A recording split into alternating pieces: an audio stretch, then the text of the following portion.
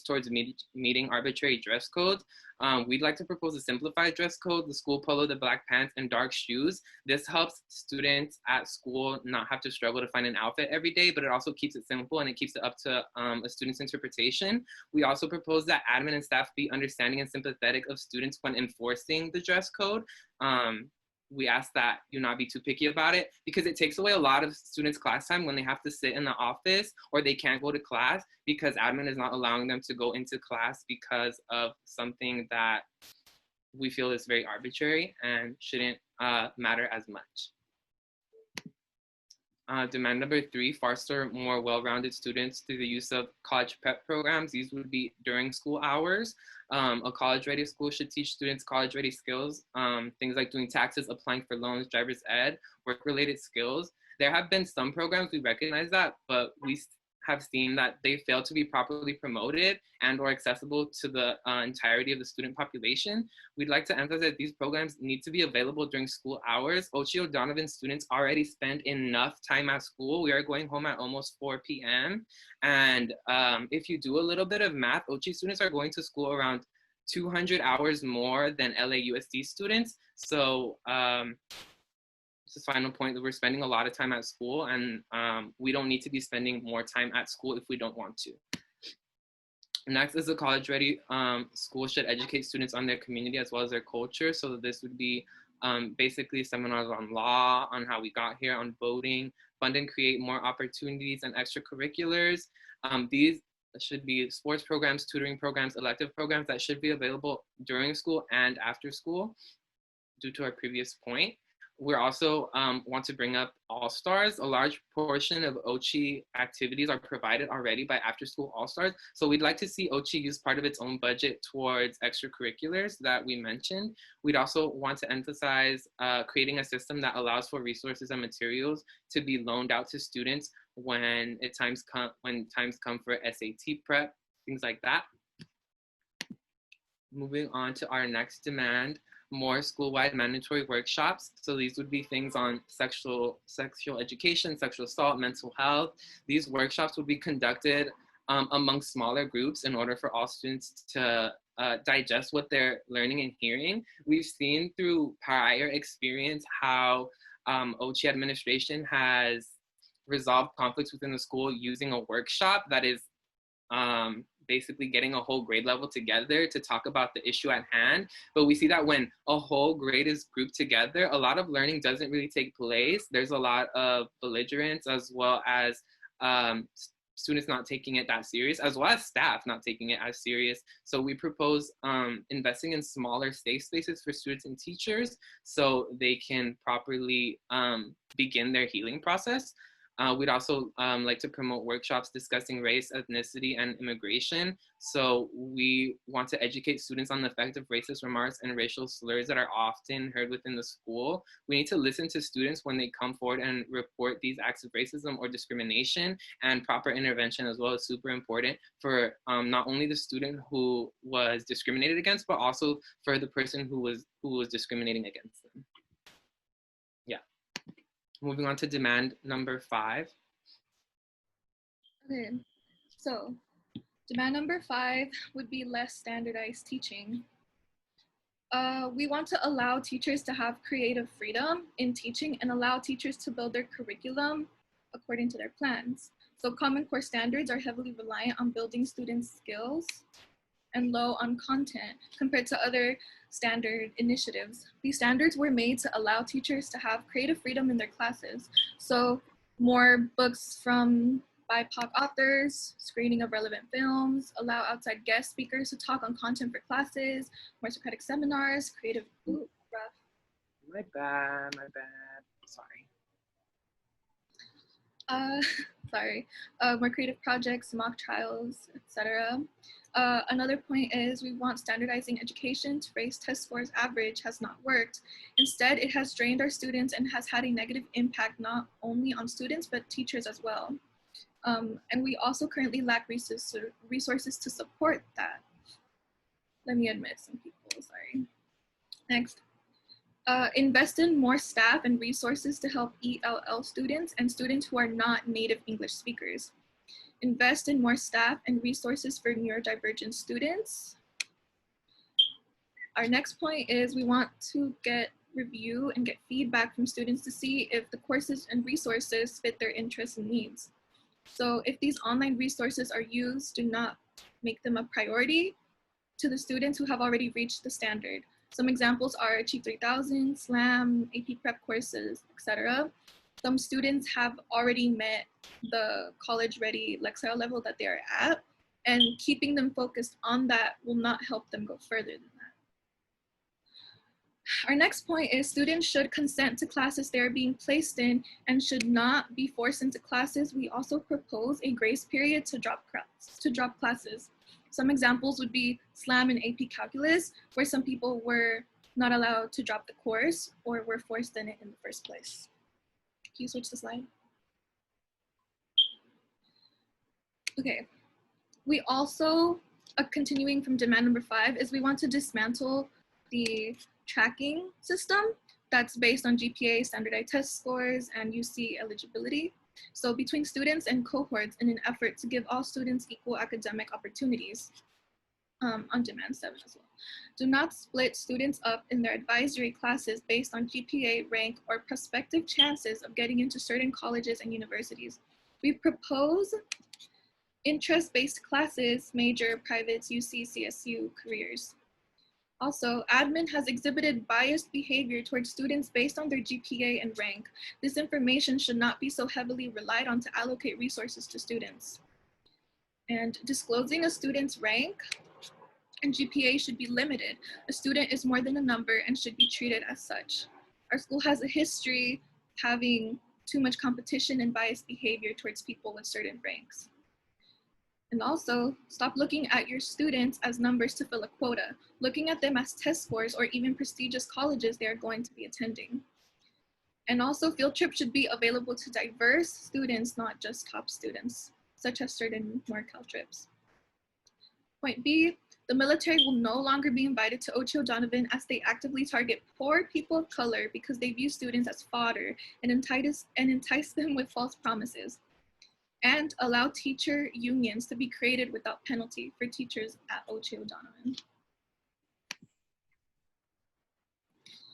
Demand number 6, make social justice and/or ethnic studies be part of the core curriculum. Make social issues and/or ethnic studies to be part of the core curriculum. It enriches students' understanding of the world. The student body is made up of students who come from peoples who have suffered ethnic erasure. The standard of teaching in America is already whitewashed, and we would like to see Ouchi-O'Donovan working against this. This is highly needed within Ouchi's course curriculum, as it is currently being standardized with a lack of diverse language courses other than Spanish, which hinders the students' ability to diversify their knowledge of the world, in point 4C. Can you change? Okay. Can you change it? Yeah, got it. And demand number 7, make the mental health of teachers, staff, and students a priority. Point A part of addressing this is removing the ranking system. Use GPA notation on transcript of students within the school. Refer to demand 6 for more on that. B, a lack of safe space leads students to rely heavily on teachers for emotional support. While we want to foster good teacher-student relationships, teachers have limited emotional capital to give to students. We propose an expansion of safe spaces and emotional support for students. If a school, sorry, I needed to admit a student. We propose an expansion of safe spaces, emotional support for students. If a school therapist or psychologist is hired, they must keep information confidential and abstain from influencing the student to meet an agenda. Their job is first and foremost helping the mental health of students. A school therapist or psychologist should have no other agenda than to treat and deal with the students. Instead of using grants, etc., for the police force, SAT prep, use this money to fund mental health resources at Ouchi-O'Donovan, as that would be way more helpful.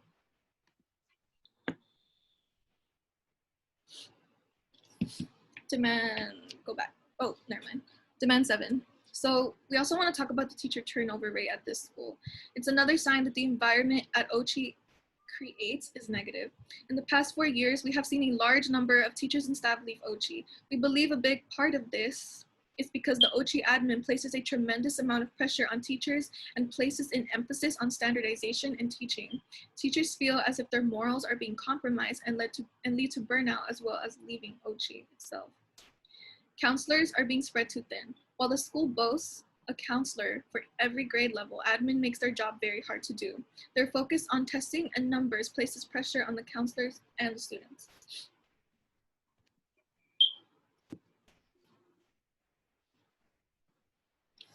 And demand 8, town hall for teachers and students to address issues.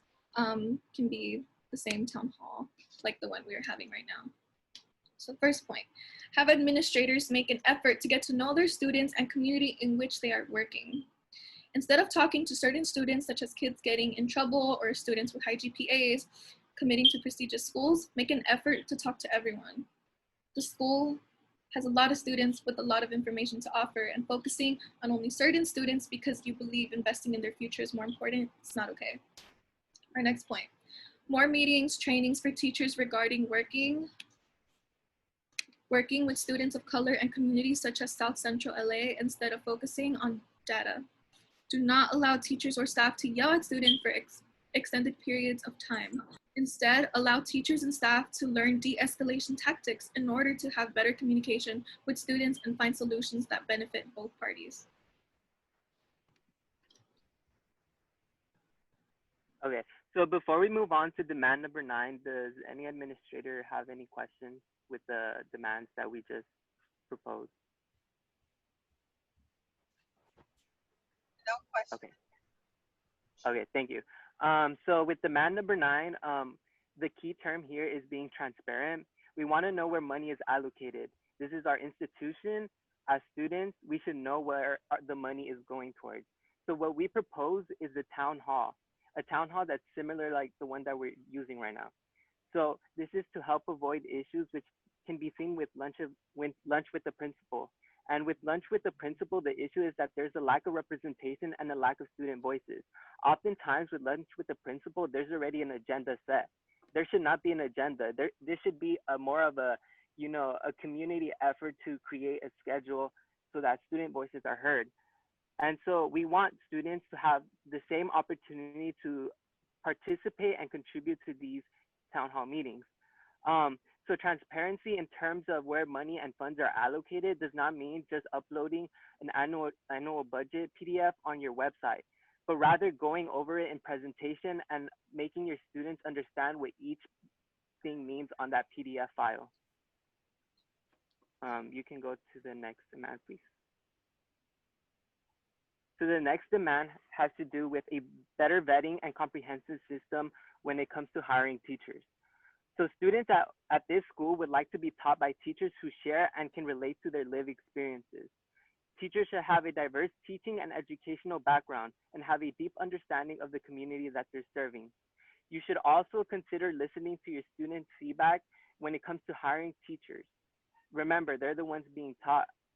Getting rid of staff members who, the next one we want to propose is getting rid of staff members who do not contribute anything or perpetuate systems of oppression within the educational system. And then we also want to enforce confidentiality between students and staff. So that is in regards to grades and any academic matters. You can go to the. Our next demand is encourage students to exercise their First Amendment rights. The first thing we want to point out is do not discourage students from speaking up against injustices. There has been many instances where administrators have been calling students to their office to discourage these students from protesting or speaking up in something that they believe in. Allow students to be heard. This can be solved through an effective town hall meetings or even being actively in conversations with your own students and community. And it should not take a student to inform you that they will take legal action against the school for them to be heard. Also, we would like to propose stop threatening students with punitive action when they express their concerns. Again, this goes back to when administrators call in students because they're using their First Amendment rights and they try to, discourage them from using their voices. that is not okay. You can. So one of our last proposals is to believe and inform your students. Again, let their voices be heard. Believe in all of them, even the ones that you see that are troubled or have a bad reputation. Again, with the key term being transparent on issues that affect students directly. This includes shooting threats, weapons on campus, or any activity on campus that puts students in danger directly. We want to know about it. It's our community. Ochi has a mission statement of creating a safe environment. Yeah, I don't really see that if you're not telling me what's going on. Again, in in recent cases, we've seen sexual assault cases at Ochi. The issue with that is that you are covering up these cases, and then with that, you're perpetuating stigmas that survivors would not be heard. And so with that, we want to tell you that you guys hired these teachers, and going back to a better vetting system and comprehensive system with hiring teachers, you should have a better system of background checks for teachers. And we want to inform you that when you're dealing with sexual assault cases, you want to inform the student body of any cases while maintaining survivors' identities. That's the most important part. Um, so after you inform the student body of these cases, what you want to do is you want to implement a student-wide mandatory workshop. Again, these student-wide mandatory workshops are not a whole grade level at one meeting. It's split up into smaller sections. Yeah, you can go ahead and.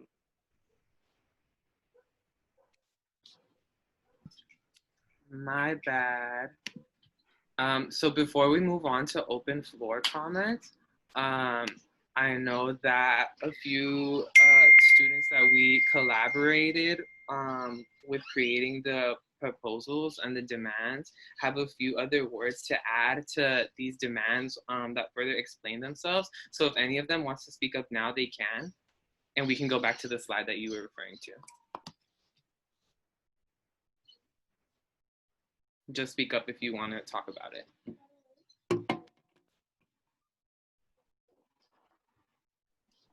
Okay, that's fine. So, Oh, wait, Brandon, I think wants to speak. Okay, go ahead, Brandon.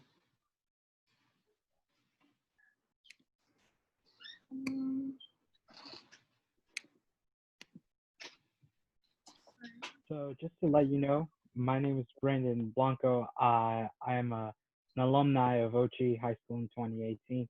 I'm a rising junior at the University of California, Davis. When I've compared my experience to my time at UC Davis compared to my time at Ochi, I feel I felt more prepared. I felt more prepared thanks to the help of the counselors and the teachers. However, I do feel there are some areas that Ochi needs to work on. Like for example, ethnic studies. For example, like I've been an advocate. I've I've always said the I've always said to teachers before that something that's missing is the ethnic studies, because I feel that the courses of history, it's so whitewashed. It doesn't really talk about the perspective of the other groups, and I feel that ethnic studies would educate educate students about the problems that exist in our country. Remember, like, our high school is a microcosm of the things that happen outside of Ochi, and I and another thing I've wanted to talk about is is the extracurricular activities. I feel that if Ochi has added on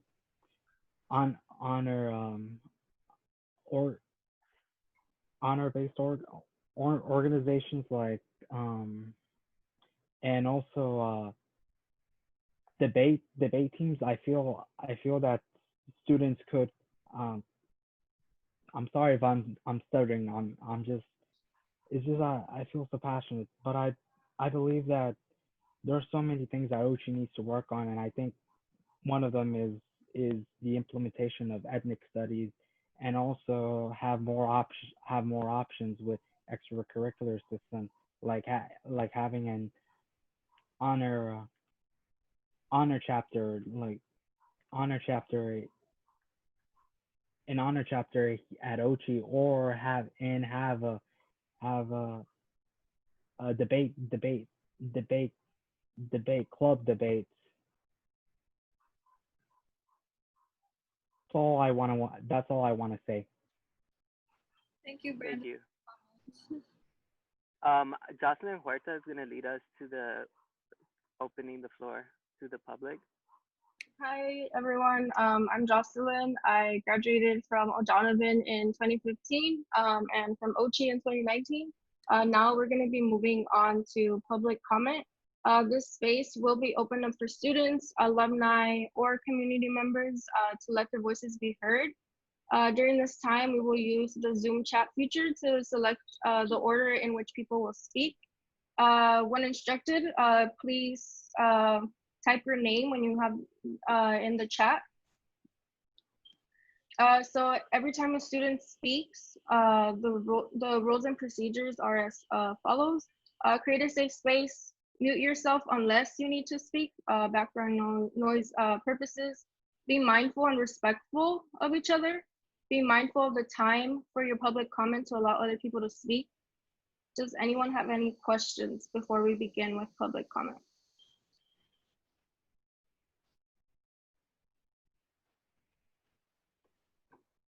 You can just speak up if you have a question.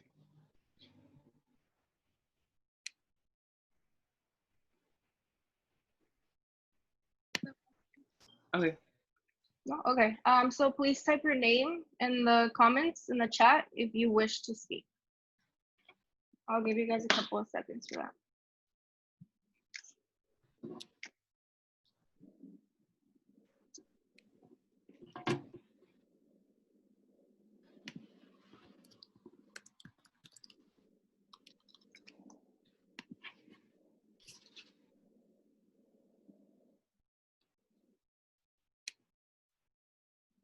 Okay, so first up we have Jaime.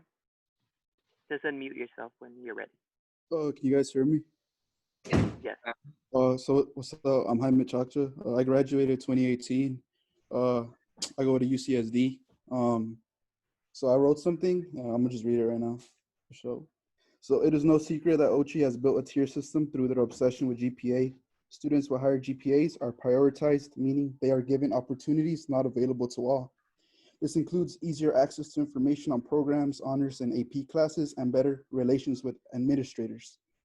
If you don't believe this is an issue, just consider the fact that administration does not know their own students' names. They only recognize the students with the high GPAs, or if they're friends with them, you know. High GPAs means a better chance at attending a prestigious school, and that is all the staff at Ochi High School cares for. It becomes more about the university than the actual student. Numbers and names over care and guidance. When students from South Central call you out, it is because they care for their school. Ochi is a part of them, a part of me. It is our community. When we see that it is not living to the standards it should live up to, we rise. As educators, it is your duty to guide the youth, especially when they reside in a historically under-resourced area like South Central, right? In order to accomplish this, you first must open your ears and your eyes. Listen to what the community is telling you. It is their experiences and heartfelt suggestions to improve their school. Be open and take an honest interest in the implementation of these demands. Finally, look around and analyze if you are doing what is best for the students. In the end, it comes down to them, and all students should have a chance to succeed, because education is a right, not a privilege. Education is a right, not a privilege. As alumni, we owe it to our countless teachers who have poured their hearts out to guide us on the correct path, yet we're still ravaged by the oppressive control that is the Ochi staff to speak up. We owe it to our community, the current students, and Ochi itself, because we know the potential it holds to craft the leaders and innovators of tomorrow. I hope we hear from you soon. Thank you. That was really good. Thank you. Thank you for sharing. Does anybody else want to go next? Just type in your name in the chat.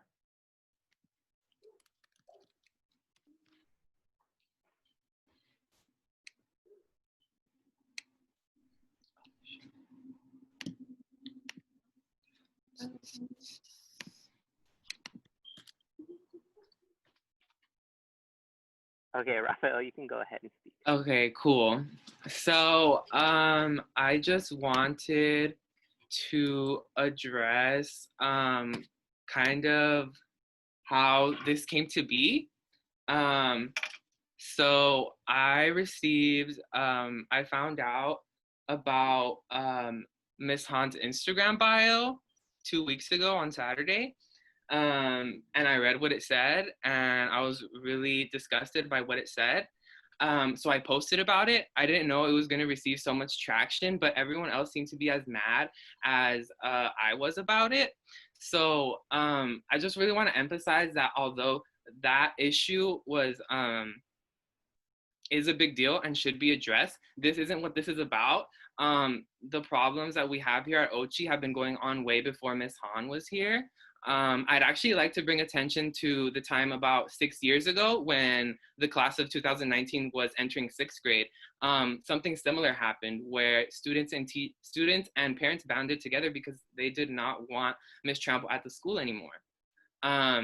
So we want to say that these problems have been ongoing, but I do need Miss Han to address what went down on her Instagram because everyone is mad about it and it's really hurtful. I don't credit Ouchi for my success. I don't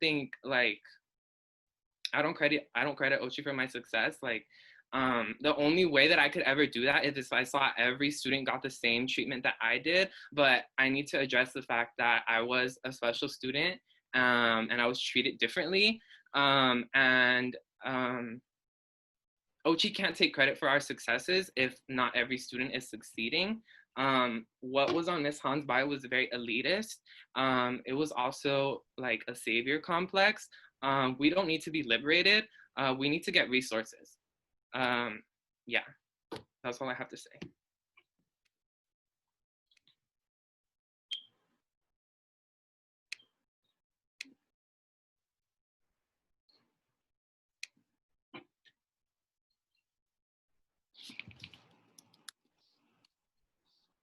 I'll say something too. So, okay. This whole issue has been ongoing. It's been something that we've noticed as soon as we became educated enough to even know and to acknowledge what has been going on. It's very sad because I do care about Ouchi. I do think that initially there is a good goal, but I feel like over the years their goal has been lost. It's not really about us anymore. At least that's how we feel and how we see it and how a lot of other people see it. We feel like it's about a quota, your grades, anything else. How much money can you bring? Is your AP test going to be a grade? Like, is it going to bring money to our school? It's always about what we can offer. And I feel like it's less about what they can offer to help us because we're the ones who need it. It's our school. We go to school to be educated and to hopefully have a successful life after. And for some students, that is true. For some students, that is true, but there are also students that don't necessarily get the same treatment, and that's really messed up. There are some students that have been pushed out from the school, students that I have talked to in the past and that have been my friends that perhaps did not have the best record, but they were pushed out, and it seemed like to me, they were pushing them out because they were too hard to deal with and like we don't need them bringing down our image or our scores or anything like that. And I really wish that the school can see us and really try to help everyone flourish, not just people who they think are gonna go to a good college or have a successful life that they can then brag about in the future. Because if you help all your students and you give them, like, it's about equity, right? There are some students that need less resources than others and some need more, and that's okay. And if we do that, then that means more students can be successful. And that's what we want. We don't want select students to be successful and then others aren't because you don't want to put in the effort, the money, or whatever else to help them. We all need to be on equal footing and we all need to be able to achieve what we can, what we want to achieve. I felt like for me, I was pushed to do so many things that I didn't really want to do just because I could or just because I had certain grades. I felt like, oh, well, like it felt kind of targeted. We had separated advisories, and I can try to understand why some people have separated the advisories by GPA or whatever else, but it's not okay when my advisory class was having people come in every second with opportunities, a counselor coming in saying, we have this opportunity, make sure to fill out the scholarship, do this, and do that. And my friends in other advisories weren't. They said that their advisories, they were like only really focusing on achieve, not much else. And I felt like sometimes I would go up to my friends and tell them, look, I have this opportunity that I'm going to be doing. And they were like, I had never heard about that. And I think that's something that needs to be addressed. I conclude my statement. Brian Luis Herrera is next. Hello, everyone. Can you guys hear me? Yes. Okay. Yeah. Hello, everyone. My name is Brian Luis Herrera. Today, I want to address some problems I've encountered during my time at Ouchi High School. To start things off, I was originally supposed to be part of the graduating class of 2017. However, during my transition officially becoming a senior, I had to remove myself from this institution because of the lack of support I received from the administrator. Like many students, I stumbled upon the issue of being forced to take certain classes. In my case, I was being forced to take AP Calculus for my senior year, when I knew I didn't have the necessary math background to pass the class. As a result, I was put in a position where I had no choice but to move schools so I can increase my chances of graduating and not let this one course stop me from doing so. I wish I can say this is the only existing problem. However, during my 3 years at Ouchi High School, I noticed that the counselors and administrators tend to put their main focus on the students that excel academically, while those that fall behind do not receive the necessary support they need. It is not fair because those students that need assistance are pretty much being set to fail. It saddens me because Ouchi High School tends to focus on fulfilling a quota of having high test scores and GPA. But at the end of the day, do students benefit from this? A perfect example is my case. Was in junior year of high school. I had a 2.4 GPA, and as I mentioned earlier, I was neglected by the counselors and administrators. I can clearly remember the words they stated, calling me a quitter, and now reflecting back after I received my associate's degree in sociology and being accepted in many highly prestigious schools for my bachelor's. I can honestly say firsthand that grades and test scores do not define success. And if I'm being completely honest with you guys, more than half of the students that were in my grade level have dropped out of college. And these were students that were considered top students that would excel after high school, according to the tier system that was placed at Ouchi. How is it that we consider this school as helping us be college ready when we do not learn the skills to become successful in college? Instead, this school primarily focuses on grades and making education to be a business rather than a place where students can learn. I will end this by stating that I firmly do not credit Ouchi for any of my successes or for being the person I am today. Thank you for listening. Thank you very much, Brian. Next is Jocelyn Huerta. During our commitment day, there was a couple of students who were not going to college at all. And I remember that they were forced to stand with a community college for a picture. You can't force students to pretend like they're going to college when they're not. I think it's super important too, like how Star was saying, like top of our class, like we were fine, like we were always getting these resources, always told like, yeah, like you're gonna go to college and this and that. And then there's kids who simply cannot afford going to Cal State or going to a UC or a private school. I think it's important to let kids know that it's okay to go to community college. Some kids are not simply ready to go into an institution like that. It's super difficult, especially as a first generation student coming from South Central LA. It's hard. It's okay to let students know that, okay, it's fine. You don't want to go to Cal State or a UC or a private school right now, it's fine. Try community college out. Don't discourage your students. Don't make them feel less than students who are going to a four-year university. I think that making students pretend like they're going to school to a school and then just standing there so that they can take a picture, there's no point in that. If anything, you're causing more harm than you're causing any good. I had a friend who was in that situation. He had to start thinking, okay, when you start going to school, a lot of people put their school's name inside of their Instagram bio. He was like, what am I going to tell people when they don't see El Camino on my bio? It started messing with his head. Stop forcing students to pretend that they're going to El Camino or they're going to Santa Monica or they're going to Stanislaus when they're not. That's not okay. That's all I had to say. Thank you. Thank you, Jocelyn. Next, we have Pablo. Okay, hello everyone. So my name is Pablo Luis Herrera. I'm part of the class of 2019 for Ouchi, and I'm now attending UCLA. So as one of the previous students mentioned, who is my brother, Brian Luis Herrera, his experience is horrible. But one thing I don't understand is that we come from the same background, same family, same experience, yet he had a worse experience at getting an equitable education, such as getting resources that he needed to succeed. Why is that? I thought we were supposed to be an equitable institution. You say that you're supposed to create a safe environment that, promotes learning, but is it really promoting learning when you're only promoting learning for certain students? And another thing I want to point out is that you guys call yourself a college-ready institution, but you make only certain students college-ready. That is not okay. And so in my personal experience being part of UCLA's undergraduate student government for the academic commission, it's interesting to me how UCLA, who has more than 31,000 students, is more willing to implement and listen to me and my voice. And why is it that Ouchi isn't listening to their students, which has only 500 students? And another thing I want to point out is that within the 3-year gap of my brother's attendance at Ouchi and my attendance here, there has been no changes implemented, even when students and staff are advocating.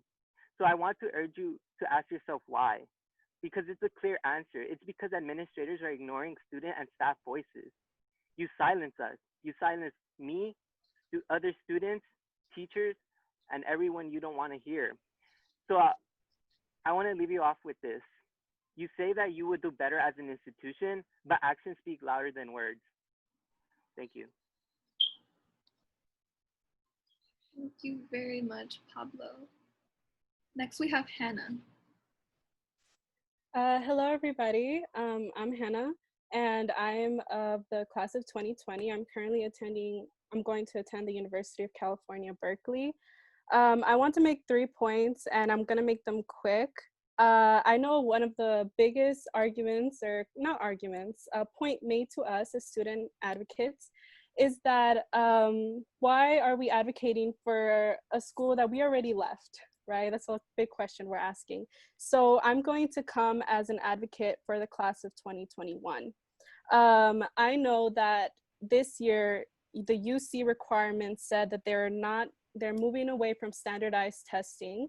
So there will be no big push on ACT or SAT testing, as well as focusing more on having well-rounded individuals and diversity amongst their universities. Therefore, I hope to see that the class of 2021 is treated with equity and that they are not split into GPAs, ranks, or UC eligibility, which was one of the most disheartening things that I experienced, seeing my friends who had the same dreams as me feel belittled being placed in another advisory. Second, I would like to talk about high teacher turnover. This was something that has been brought to light at Ouchi-O'Donovan complex. The biggest issue with teacher turnover is that you limit student achievement. You are taking away the diversity that schools like Ouchi bring to LA, as well as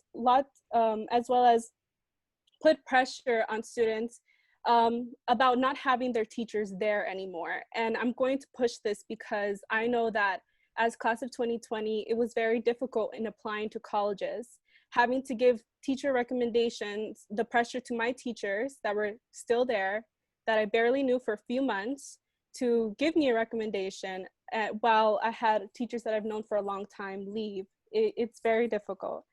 Lastly, a controversial issue I know entering Alliance as a whole is teacher unionizing, and I want to push this as not simply an Ouchi issue. In a recent article about Alliance, teachers in multiple schools have pressured that they want to ensure that teachers have a stake in decisions that are now made that are not made solely by admin. This is cited a quote from an article by UTLA. As the daughter of a teacher, it is very important that teachers are heard. It is a big point that I want to drive, that teachers must be heard. And we must give them that foundation. And if that calls for unionizing, then I feel that that's important. And just to leave it off, we are your students. We are going to be your future teachers. We are your communities. Take this not as an attack, take it as something to look back on and make real change. And this is not just about Ouchi, and I hope that multiple Alliance schools will be having the same town meeting in the future. Thank you. Thank you, Hannah. Appreciate it. Next we have Anaya Logan. Hi. Yeah, my name is Anaya Logan.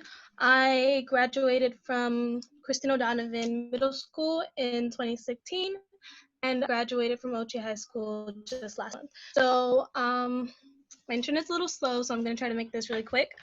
I was in lunch with the principal for 2 years, and although I do feel that was a good opportunity for the admin to give students the chance to speak on issues that they felt were prominent in the school, I do feel like because there was so much pushback on a lot of our topics, there were several things that we could not bring up in lunch with the principal because it's just, as a student, you knew they were going to be shut down. So we did, what Ms. Trample did focus on is one situation per year. So for 1 year that I was there, our focus was I believe it was the phone situation. And the thing about that was, even with something so arbitrary with being able to have your phone on campus, there was a lot of pushback with anything that the students brought up, any opportunity the students brought up.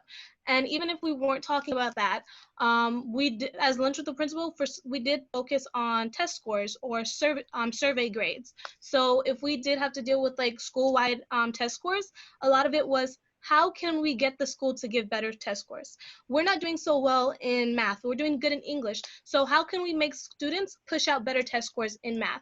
And I feel like that mentality was so damaging because the concept wasn't, our students aren't learning. How can we make so they're learning way better? How can we make it so they truly understand exactly what's happening? It was more how our test scores, and this wasn't just a simple problem of the principal, it was a school-wide issue where the school itself was implementing this concept of how can we get our students to push out better test scores, not how can we make our students learn better, how can we make our students feel safer at school, how can we make our students enjoy coming to school to the point where when they go to math, they're staying awake during those math courses so they can bring out better test scores. It was the focus of the school in general was so wrong. It was not on the well-being of the students. What, like Star said perfectly, how can the students help us, you know? And again, with what Hannah was saying, I do believe that this did put pressures on our teachers, who I do personally feel like I did have teachers who were working hard to teach me and to make sure that I was getting a quality education, not an education that would push out a good test score. And those teachers were the teachers that unfortunately would end up leaving at the end of my year or at the end of that one term because the school was not providing them with the resources, with the help that they needed to provide for us. And that's negligence on the admin. The admin was choosing to not provide the teachers with what they needed to help us. They were choosing to provide the teachers with what they needed to help their test scores and help their funding. And I think that there were several occasions where it was based on funding. Achieve 3000. That I knew so many friends who had already surpassed the college ready goal for Achieve 3000, but if we didn't complete our Achieve 3000, we got penalized. Not because it was benefiting anyone, because personally, I don't know a single student who was truly doing Achieve 3000 to learn from it, but because the school is actively getting funding from that service. And again, the mindset was in the wrong place. It wasn't to help the students, it was to fund the school. And if that's your focus, then we, again, are numbers to you, and we are things to bring you money, not things that you are trying to push out into the world to make the world a better place.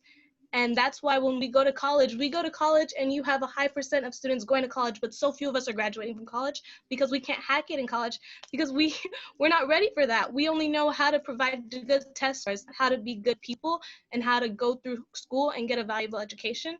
And if you continue to push out teachers who are trying to give us that, you're not going to get good students. You're just going to get good test scores. That's all I have to say. We really appreciate. Next we have Angela.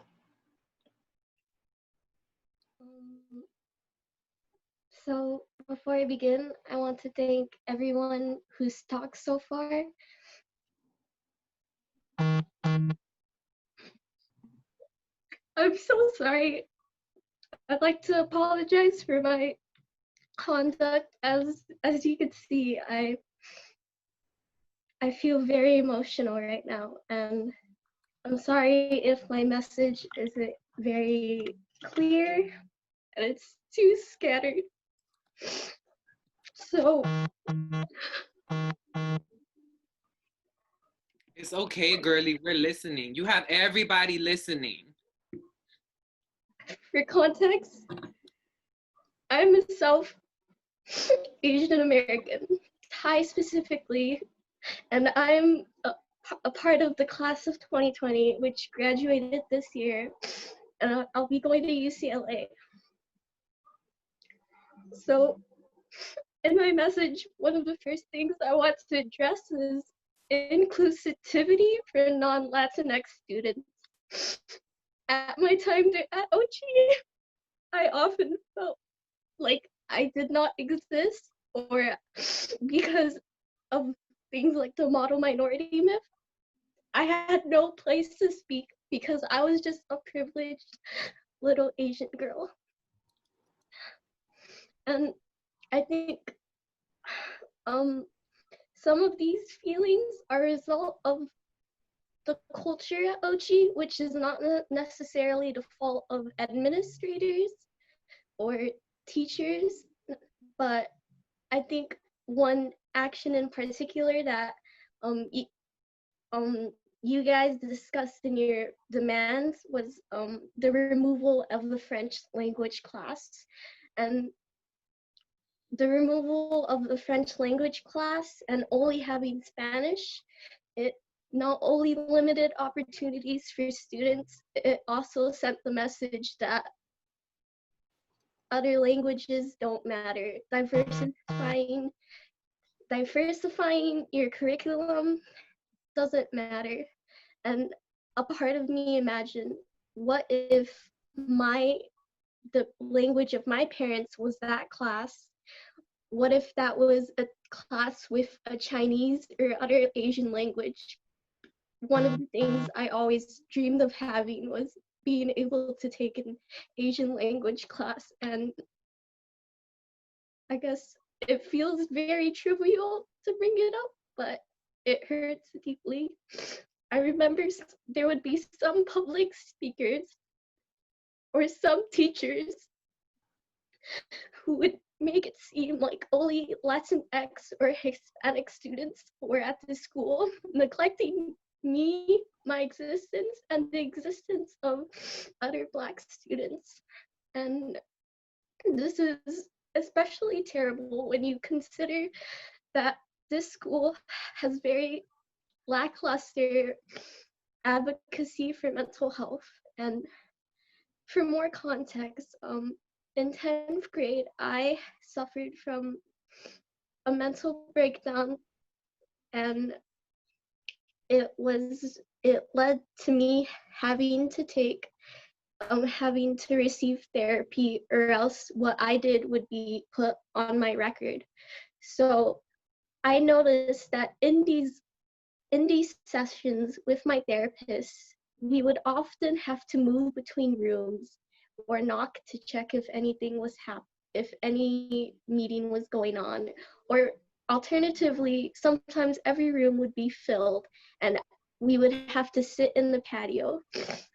I remember one instance where during lunch, during one of my therapy sessions, I felt ashamed having to walk through a patio with every student outside as my therapist and I walked to the rooftop to hopefully get some semblance of privacy. And when we got to that rooftop, I saw another student also having a therapy session. So I understand that this school just hired a school psychologist in the year of 2020, and I am grateful for that step, but it's not enough. The fact that there was no specific place dedicated for my mental health recovery speaks volumes. And I wanted to bring light to that. Another thing is that in inclusion to diversifying language classes, I agree with the organizers. There definitely should be some ethnic studies, because if we have time for advisory, and as Anaya said, doing Achieve just for funding and just for grades and clicks, then maybe we can fit an ethnic studies class in there. And in these small charter schools, I understand that funding and space is very limited, but again, maybe something can happen there. And to continue onward, I think that yes, as the organizers previously said, teachers should have some form of de-escalation tactics and training. And I know that this school has fell into the hole of enforcing zero tolerance policies. And I personally felt this through people being punished for being late to school. For more context on myself, I've typically been a straight A student for most of my life, and I have also suffered from depression for a very long time. And as that type of person, I know that I do my work, but sometimes it's really hard to develop the motivation to go to school. You may have seen this, some of you who knew me or know me, when I would constantly show just as the bell rang for class. And I know in the moments I were late, some teachers would be extremely punitive, and this did not help my mental state at all. I won't go into specifics, but I think teachers should understand the struggles this community goes through, especially since I would consider myself one of the most privileged people here. So to add on, not only are teachers seemingly getting more punitive or more distant from the experience of students here, but the teachers I loved and the teachers I felt who understood and cared were one by one leaving and overturning. And maybe I shouldn't share this, but they often express it was the result of administration and, I would argue, more numbers-based GPA-focused visions. And that's all I have to say. Thanks for giving me a space to share these thoughts. Thank you so much, Angela. You're so strong, baby. Love you very much. Okay, moving on. Does anyone have any comments that they want to make? Leslie. Okay, so I want to start off with speaking about some personal experiences with SLAM. I know SLAM was a course that was introduced when we were sophomores. I'm graduating class of 2019, so SLAM was not a good course for a lot of us. It was really fast paced. The teacher and the professor in the class didn't really communicate well. There was often issues with how one teacher taught and how the professor wanted it taught. I know there was an incident where we had a week where we weren't supposed to have testing or anything because we had other types of testing that was mandated by the school, and one of the seniors in our class, because it was seniors and juniors in the slam class, told the counselor, and then when that got back to the professor and the teacher in charge of slam, she took it out on the juniors, because she believed that the juniors were the ones who ratted her out. That not only caused less motivation for us, it also led to like a strain of relationship, which made us less likely to ask for help in that class, which led to a lot of our grades plummeting. I was in slam for 2 years. I was in slam my sophomore year and my senior year. And I believe that it's really wrong that the administration created a contract with them before even knowing if the class was worth it, if it even helped a lot of students. I know a lot of students in slam for statistics, they didn't learn anything and they passed the class. So the admin had to create a new final assessment for them to even pass the course. I think admin needs to do a better job of figuring out what classes are good for students before signing a contract that doesn't let them get out of it and has students being forced to take a class. Another issue with students being forced to take a class, I took statistics because I didn't want to take AP calculus, but the first week that I was in AP statistics, they tried to make me switch into AP calculus when I explicitly knew I was not ready for AP. I was going to be placed in that class until I was near tears, and that's when admin and that's not even admin, that's when the teacher who was telling me about the issue noticed that I was going to cry about it, that's when she said, no, we're not going to let you take that class. It shouldn't take a student being near tears or breaking down for admin and counselors to listen to their students. The teacher turnover rate is really, it's heartbreaking seeing teachers putting a lot more effort and time than a lot of other teachers and seeing them complain about how admin is destroying their motivation, destroying their creative freedom, and having them leaving because they can't make their students, they can't want that they know their students will benefit from. These teachers, seeing vice principals come into teachers' classrooms and take a lesson, stop them from teaching and try to teach it their own way. That's not okay. That sets back students because you're taking over their class time and you're also you're making the teacher seem as though they're not important enough to let them continue. That's all.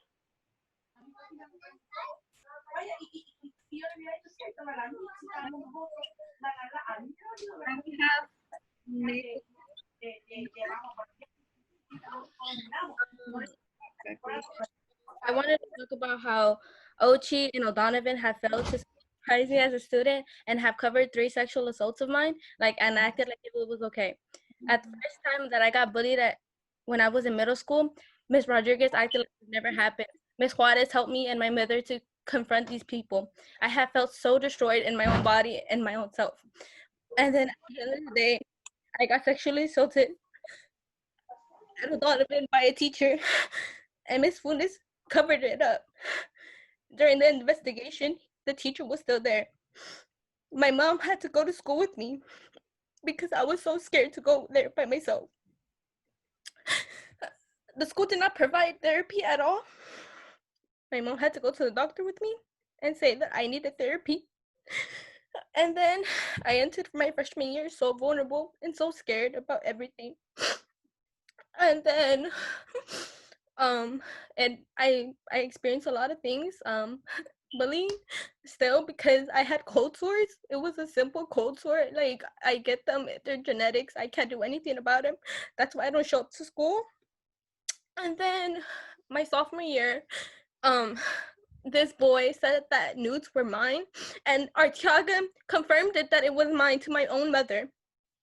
And they weren't mine. The girl confessed to her friends saying that they weren't mine, and I have grew so much PTSD from that. And then the school still fails to give me therapy. As a student, I grew so depressed into my own skin that I didn't even want to see myself. I almost committed suicide because I felt so scared of myself and anything I would do. Until my own friends had to help me because I was so ashamed of myself. Then later on in the year, I got sexually touched by a boy. And they covered it up. Like, they did this the last 2 times, and I didn't say anything because I was already known as the bad kid. Oh, the girl that always starts everything. That's why they almost tried to put me in a contract saying that it was, oh yeah, because you always try to start drama. And then it's because these girls were always talking shit about me, like if it was okay. and I didn't let myself anymore. But Artiaga would always make sure that they were safe because they were his favorites. And it's not okay. This shouldn't happen to any other girl. 3 fucking times I got sexually abused and assaulted there, and to be covered up, it's not okay. It shouldn't happen to any other girl. I feel so ashamed of my body sometimes, to the point where I just cry and cry and cry. But no, I'm not letting this anymore. This is not gonna happen ever again to any other girl. It shouldn't happen to any other girl. That's it. That's my story. Thank you so much. We hear you. And I hope that in time you'll be okay. We're here for you if you need anything. Okay. Next we have Jocelyn Huerta again. Who needs to On the topic of covering things up, my brother just culminated O'Donovan this year. And when I was in Davis, I remember distinctly the conversation. He texted me and he said, "Hey, I want to tell you something. Don't freak out. I'm fine. I'm at home." And I asked him what was wrong. And so he said, "There's a kid in my grade who wrote me down on a list. And you know, that he was on a hit list." And I was confused. And he was like, "I'm nothing but kind to that kid. I don't really talk to him." I told my mom and I said, "Okay, you're safe, that's fine." We kept the conversation going. It was midterm season, I was stressing out, so I didn't really call my mom until really late that night. And I called her and I asked, I was like, "What's going on?" And she explained the same thing to me. And then she told me, "But you know what's bugging me? O'Donovan never called me to tell me anything." So I told her, I was like, "There's a specific staff member who I know she's in charge of dealing with all that stuff." And so she said, "Yeah, I'm gonna go get answers from her tomorrow." My mom called me the next day. She said she explained the whole entire story to that staff member, and the staff member said, "Well, if it was true, I would know already." So she was technically saying that my brother was lying. My mom, I think it was about 2 weeks, and my mom was calling the office, trying to set up an appointment to know what was going on. My mom was worried, right? So my mom did what she didn't want to do. She had to call off of work. She pulled up to the office. She told the lady at the front desk, "I need to talk to whoever's in one of these 3 rooms because I need to figure out what is going on," right? Nobody had the decency to call my mom and say, "Hey, this is going on, but your son is going to be okay." So my mom called off of work. She was there. Lady at the office was looking at her, looking away, looking at her, looking away. My mom was like, "What's going on?" And she told her, "They're going to be in their meeting for a really long time, so I suggest you leave. I'll call you and you can set up an appointment." The only time O'Donovan calls parents is to tell them that their kid is tardy, their kid is not at school, or their kid is not in dress code. They don't call them for serious matters. So my mom knew that she had to call off of work that day. So she said, "You know what, it's fine. I have all day to stay here." So she stayed. Come out of the meeting really soon after that. Then that's when they told her, "Yeah, this is going on. Police is involved, whatever," right? What upset me was the fact that as being an O'Donovan, I went to O'Donovan and I went to Ouchi. The fact that my mom got more phone calls about, "Hey, your son's not here at school today. We need a doctor's note. Hey, your son's tardy," but they couldn't call her about telling her, "Hey, your son's in danger. Somebody wrote down his name for a hit list."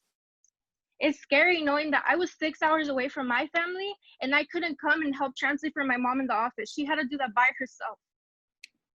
It's disappointing and it's annoying. The fact that this school worries more about what you're wearing, about you not going to school on time, about you not going to school at all, than about your safety. My brother is not just another damn number walking around in the hallway. My brother could have been hurt. He could have been murdered. The only reason why my mom got a piece of paper saying, "We O'Donovan are going to take care of your son," is because she said, "If I am outside of your office crying because my son is hurt, you're going to know who I truly am." That's when my mom got a paper. And that's when my mom was told what was going on. She didn't get a phone call. It's common sense. When stuff is going around, when somebody is being sexually assaulted, you call someone. You call their parents. You're honest. And that's why I'm asking Ouchi and O'Donovan that when you're having coffees with the principal, don't dodge questions. Answer the questions up front. Parents are supposed to feel comfortable enough to drop off their kids on your campus. At 3:30, 3:45, O'Donovan and Ouchi are like, "Bye, get off of my property. You run and you go get those chips. I'm not in charge of you anymore. Once you leave these black gates, you're not my liability anymore." That's fine. But when kids are under your supervision from 7 to 3:30 or from 8 to 3:45, take care of them. If you don't care about students, find another job. Do something else. Because we don't need people like you in our communities. We don't need you to save us. We don't need that. Find a different job. For example, Ms. Gonzalez, she realized that for her, counseling was not what she wanted to do. But she didn't leave halfway of the year. She finished the year and then she found herself a different job that now she gladly likes. That's fine. It's okay to do that. But if you're going to be working in schools, care about your students, care about the parents, care about the people that you're working with. Students are not just numbers roaming around. If Ouchi and O'Donovan take dress code that seriously, you should also be taking their safety seriously. That's not okay. And especially because some of us have siblings that are still going to be there for an extra couple of years. Some of the people in this chat are actual siblings that are still going to be there. So what I am genuinely asking, because I was honestly scared. I was too far away to come and help my mom. Too far, I had to be calling my brother like, hey, like, are you okay? Like, what's going on? Be mindful and be open, especially during coffees with the principal, because my mom had a lot of questions. She only got those answers because she forced them out of everyone. That's all I had to say. Thank you very much, Jocelyn. Diana Miranda, who wants to speak? Yes. So back when my brother, it was mainly an issue with O'Donovan. I was in the 11th grade. My brother was in the 7th, I believe. He was in PE. And the area that we live in, there's constant gang banging. My brother, without a father figure, doesn't really understand how the way works. He never taught it to him. He was going through a period of time where he didn't really know what to do with his life, with what he didn't see any motivation to continue. He was depressed. He had, some self-esteem issues. So I believe those were all, the reason why he wanted to carry around a small pocket knife. It wasn't even a big pocket knife. You couldn't even hurt anyone with a pocket knife. He felt it was a need. He needed to carry it around because he needed to protect my sisters and himself because of the area that we grew up in. And he didn't even pull it out of class or anything. But in PE, when he was getting ready to change into his PE uniform, his classmate, totally forgot his name, but his classmate saw it in there and he took it out and he started saying that my brother Enrique wanted to hurt him and the other classmates. Knowing that it wasn't true, my brother just had those self-confident issues where he couldn't speak up for himself, but this time he did because what he experienced wasn't right. How are you gonna let children, these are literally kids, 11, 12 years old. How are you going to accuse someone else of wanting them to hurt each other? My brother didn't want to hurt anyone. He just felt as a need to defend himself if any worst case scenario were to happen. And the school called my mom in the middle of work. She was working. She needed to provide for all her 5 children. She had to leave work right in the middle of work during the busiest hours of her job to come to the school because they said that my brother was going to be suspended, and if she wouldn't come, then they would call the police and have him taken away. And keep in mind, he was 12 years old. How are you going to arrest a 12-year-old child for just carrying around a small pocket knife that it wasn't even going to cause injury to anyone else? And when it was time for my mom to meet with the principal, with the vice principal, with the dean, whoever it was, I forgot, it was a long time ago. I wanted to go to defend my brother on his behalf, and they didn't let me. I was told I had to wait in the office.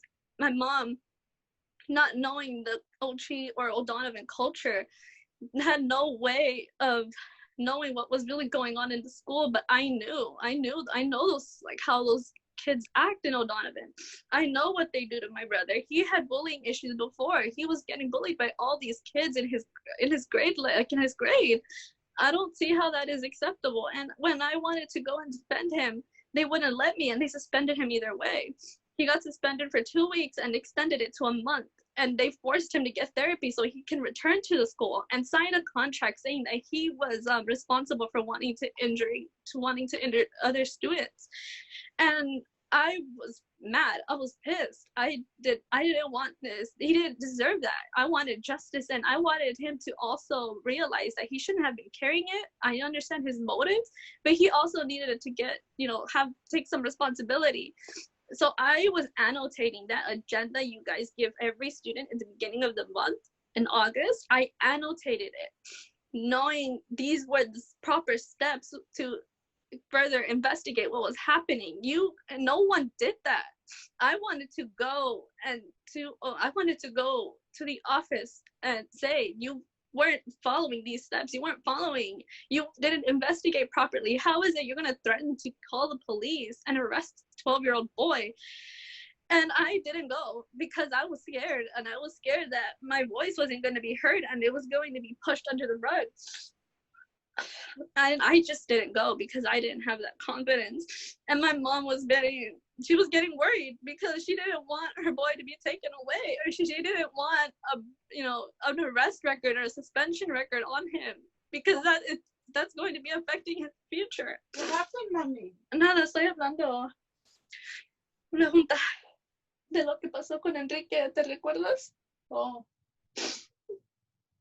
And I'm still not over it. That inspired me to become a criminal justice major. That's why I'm going to start today. I'm trying to get justice for those whose voices aren't heard, either being in the court of law or law enforcement or in school, whatever. But that's what I'm doing, and I'm going to continue to do it. And I really hope that this never ever happens to anyone, either in Ouchi or in O'Donovan, and that there should really be something implied that the school says it's a no bully zone. Well, it currently is, and there needs to be change on that, because I don't want this to happen to anyone else.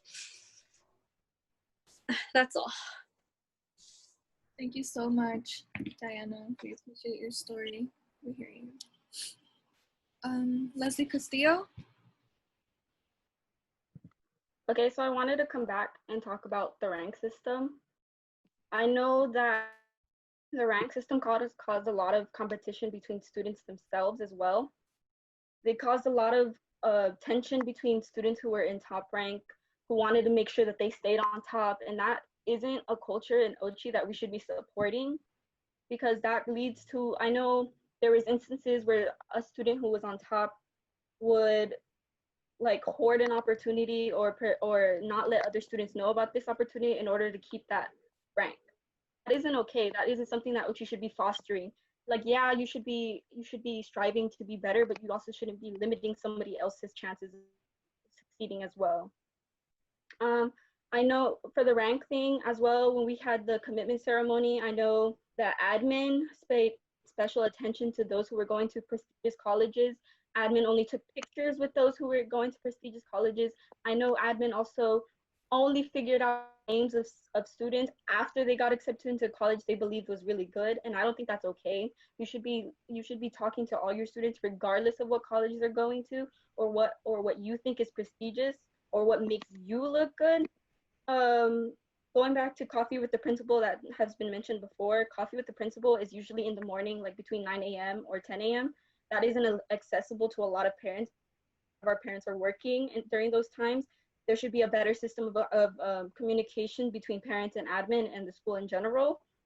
I know in the email response from Funes and Miss Tramble, she explained how us bringing up the town hall and us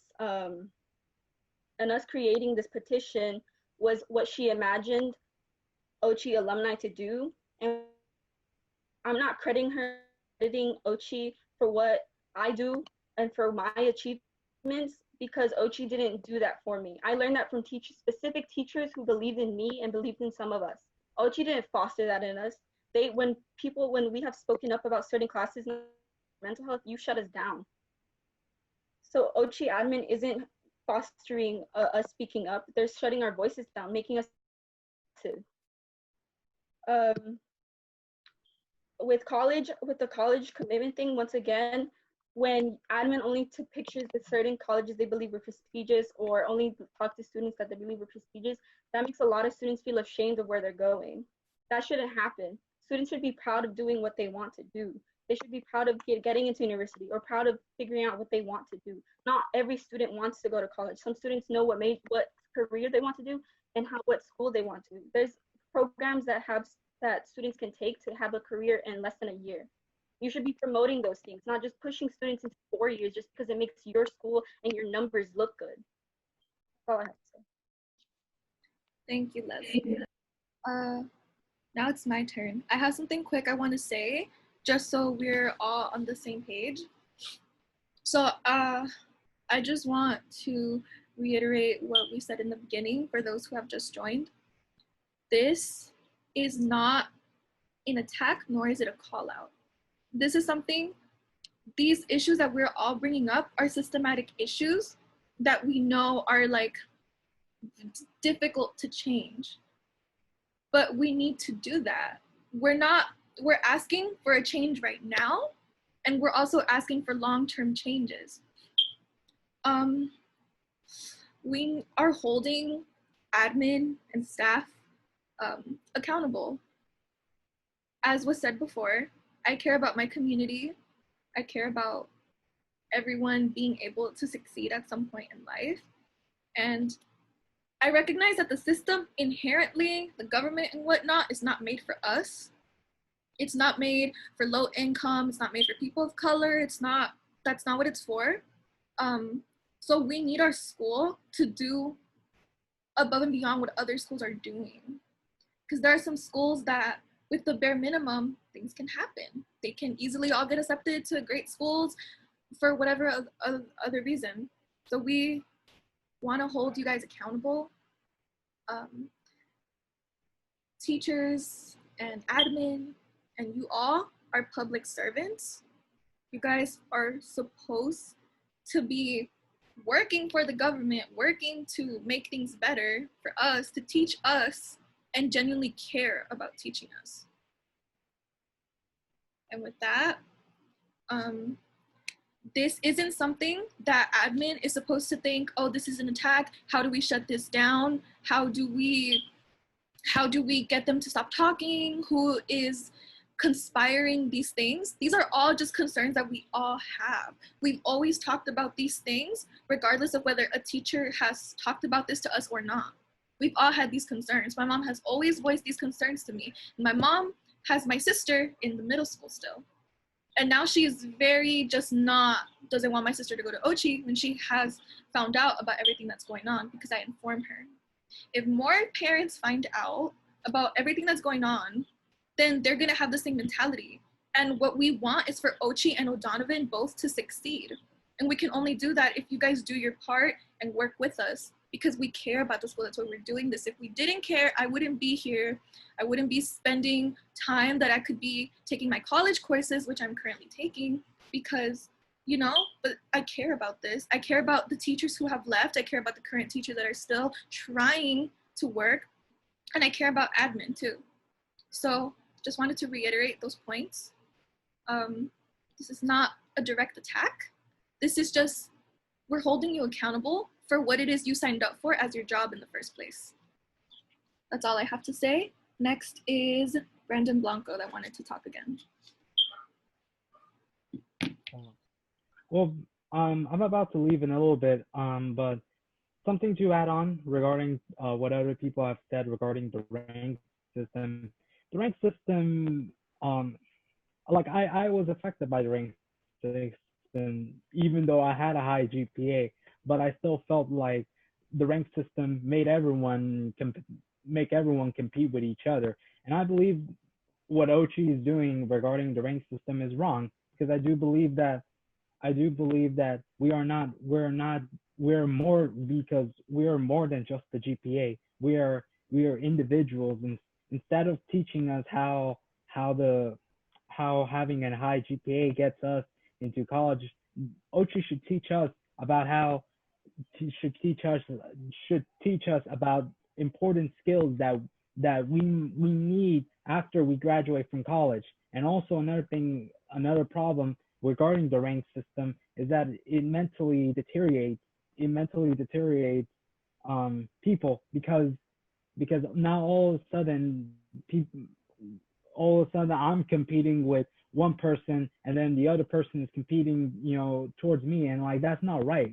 We're more than just the GPA. We're more than just a number. We are people and you pit us with one student over the other, and that's not right. And because that affects us mentally, that it makes us believe that we're not good enough. And there were times where I beat myself up because there was one student who was better than me, and this is all because of the rank system. And speaking about mental health, there's no psychologist, there's no help. There's no help when I feel bad, when I have a bad day. There's no one that I can talk to other than the counselor or the student, and that's not right. I believe that there's I strongly believe that there should be more to be done regarding mental health. That's all I gotta say, and I gotta go. I have to. I work. Yeah. Bye. Thank you very much, Brandon. We appreciate you being here. Now we have Saul. Yeah, I miss Miss Gizar, and it is sad to see her leave. I miss her so much. She was my friend. Yeah, and all we can do is our best. And sometimes the best that we can do is to start over.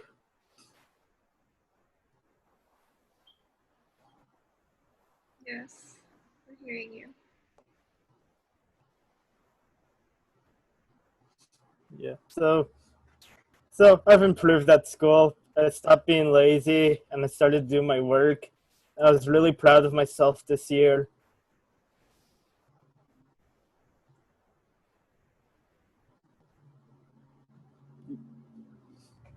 Yeah. And I just my dream is to go to UCLA and graduate with either a bachelor's or a master's degree. Enough, enough said.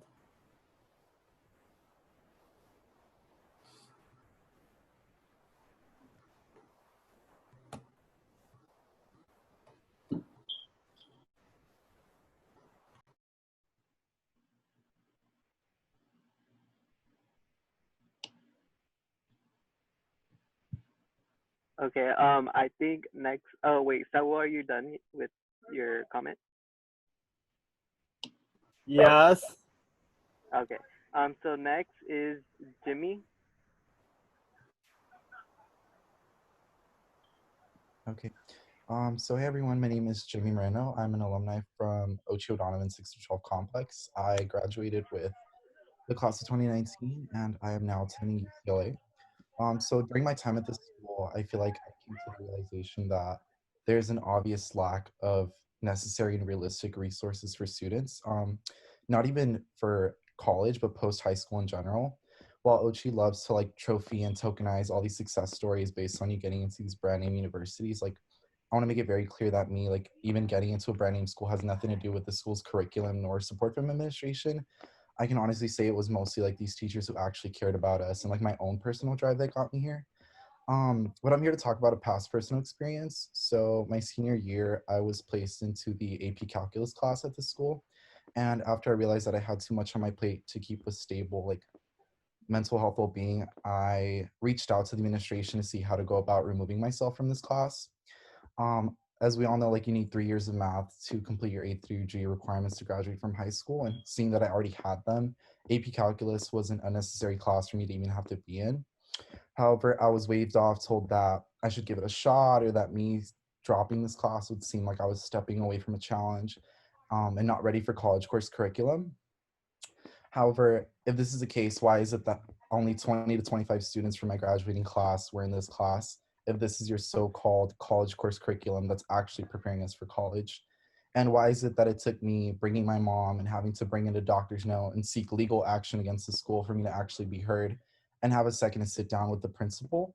And it wasn't until this legal action was brought up that they actually took me serious and started to listen to me when I told them that my mental health was not in like the place I'd like it to be, and it was deteriorating because of this unnecessary class. In addition, I was told by a specific admin member that I would never get into my dream school because this was me giving up and walking away from a challenge.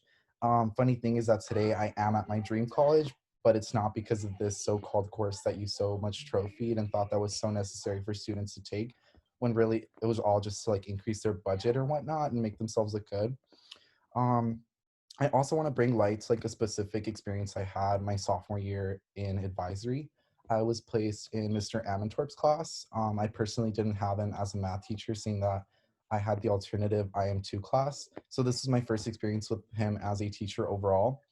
I just want to say that there's a lack of structure in terms of consequences for students' actions in classrooms. I'm not sure if many of you were aware, but Mr. Amantorp had this consequence where if you didn't come prepared to class, he thought it was fit to simply place a timer on the board for anywhere between 30 seconds to a minute to 2 minutes and talk about your insecurities. He thought this was so funny. He thought it was comedic. He thought it was a perfect consequence for students simply not bringing like the necessary supplies or like content or whatever to his class. And it's like when I reached out to administration about this, I remember sitting down and talking to someone about it, and they laughed. They thought it was funny. They also thought it was like just a joke and that I was taking it too serious. Why is it that you're not taking it serious when a teacher deems it fit to use a consequence to target a student's insecurities when we don't even have the proper necessary resources to even support these students experiencing these insecurities?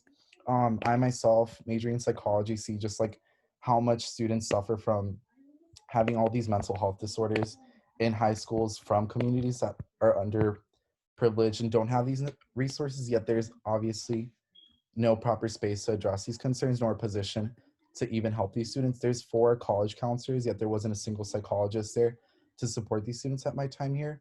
Um, but yeah, that's all I have to say. Thank you. Thank you, Jimmy. Now, from Pablo's account, it says Melissa Ayala wants to speak.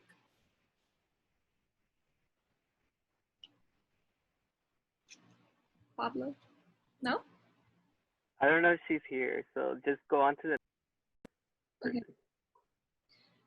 So then next is Ashley Munoz. Hi, can you guys hear me? Yes. I have been a student at Ouchi-O'Donovan since 2014, 2015. I am going to be the class of 2021, sorry. And I have seen this school, specifically Ouchi, go through many teachers. I started my freshman year taking French. And that was a class that gave me the opportunity to learn a language apart from Spanish. A language that a majority of the school's alumni already know. That was taken away from me in 10th grade. I had to come over the summer to take French 3 because it was a push to get the 3 years of language that was recommended by my counselor. And although I'm grateful for that push, it definitely hurt seeing a class that I cared so much for be dismantled. The amount of teachers leaving is alarming. The first few teachers that I knew and cared for started leaving in 10th grade. A class of my physics teacher, Mr. Hardman, was a teacher who made learning fun and let us be guided along with him. I began 11th grade only knowing one teacher who would be returning.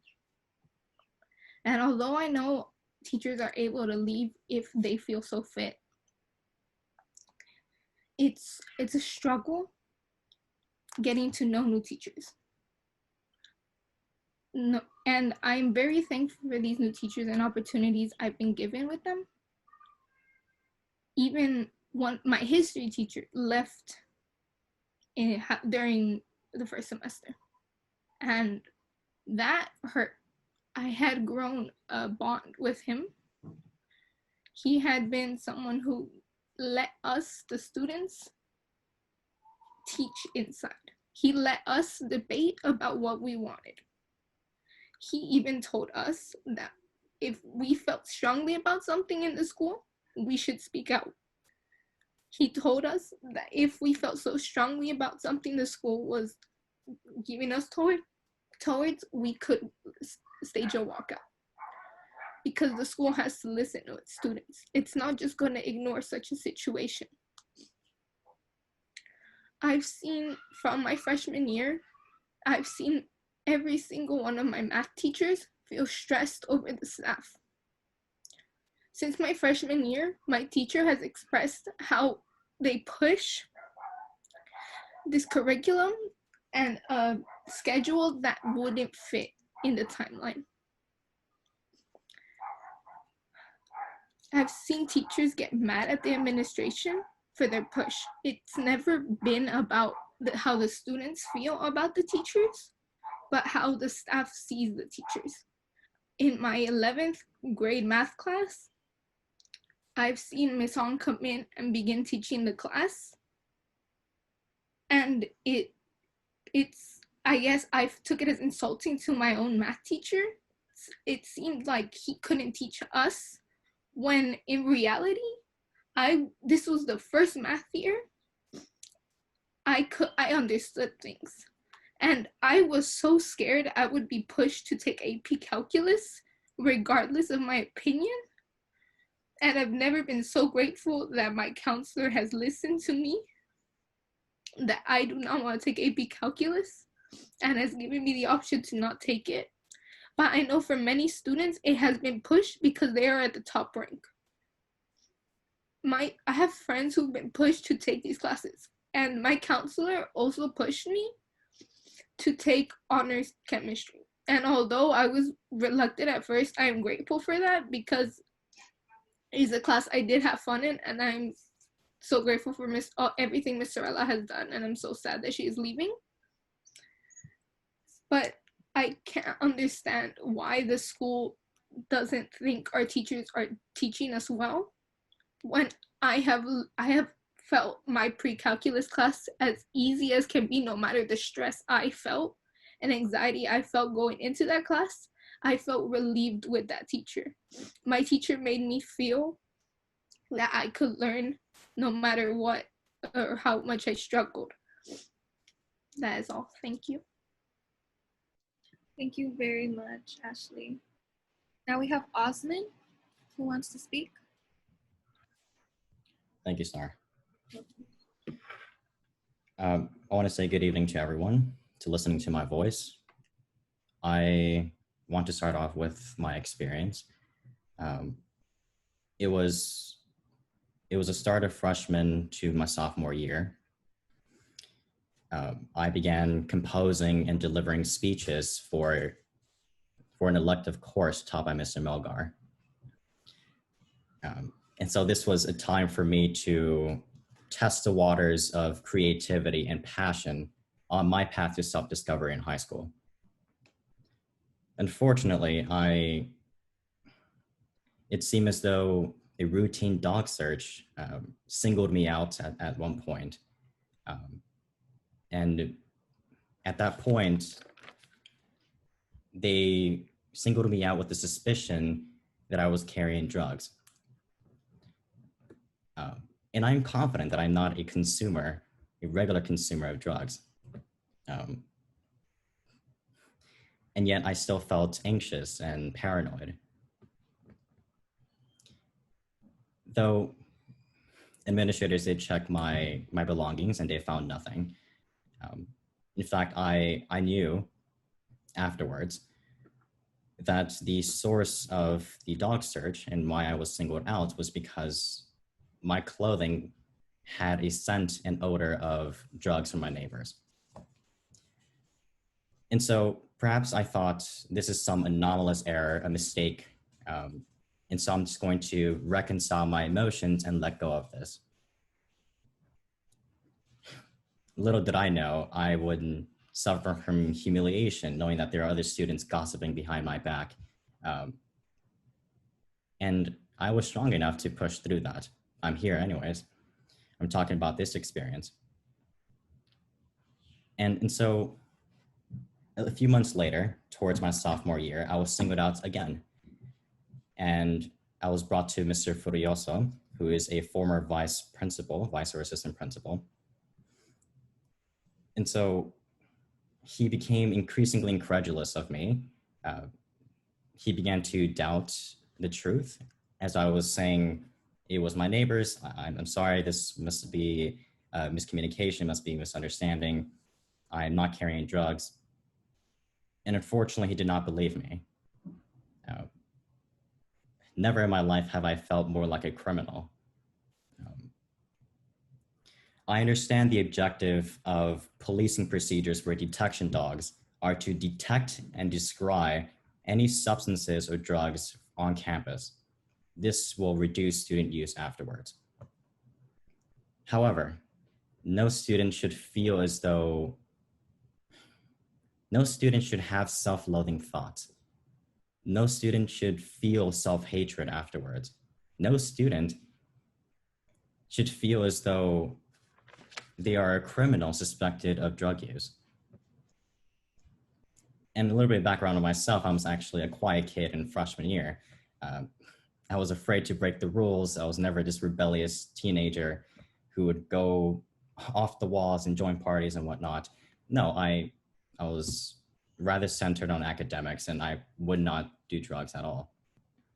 And yet I still felt like a criminal. But beyond that, I want to extend on ranking and GPA. I myself, unfortunately, fell into the hands of a toxic competitive atmosphere. I wanted to be at the top, and so that was my goal for the freshman and sophomore year. I noticed that at the time, I was struggling with two things: trying to find who I was, but also trying to find how I can cope with my mother. Unfortunately, at the time, she became ill and had a psychotic episode. And so I had to learn how to cope and simultaneously had to find myself. It was not helpful to have the administrators make me feel like a criminal. And at that point, I wanted to get to the top as well, the ranking system. But for the next 2 years, I made a vow to myself that instead of fighting with other students in order to reach the top and in order to beat the competition, I decided to embrace my passion and start off with extracurricular activities that may be related to my interests in college.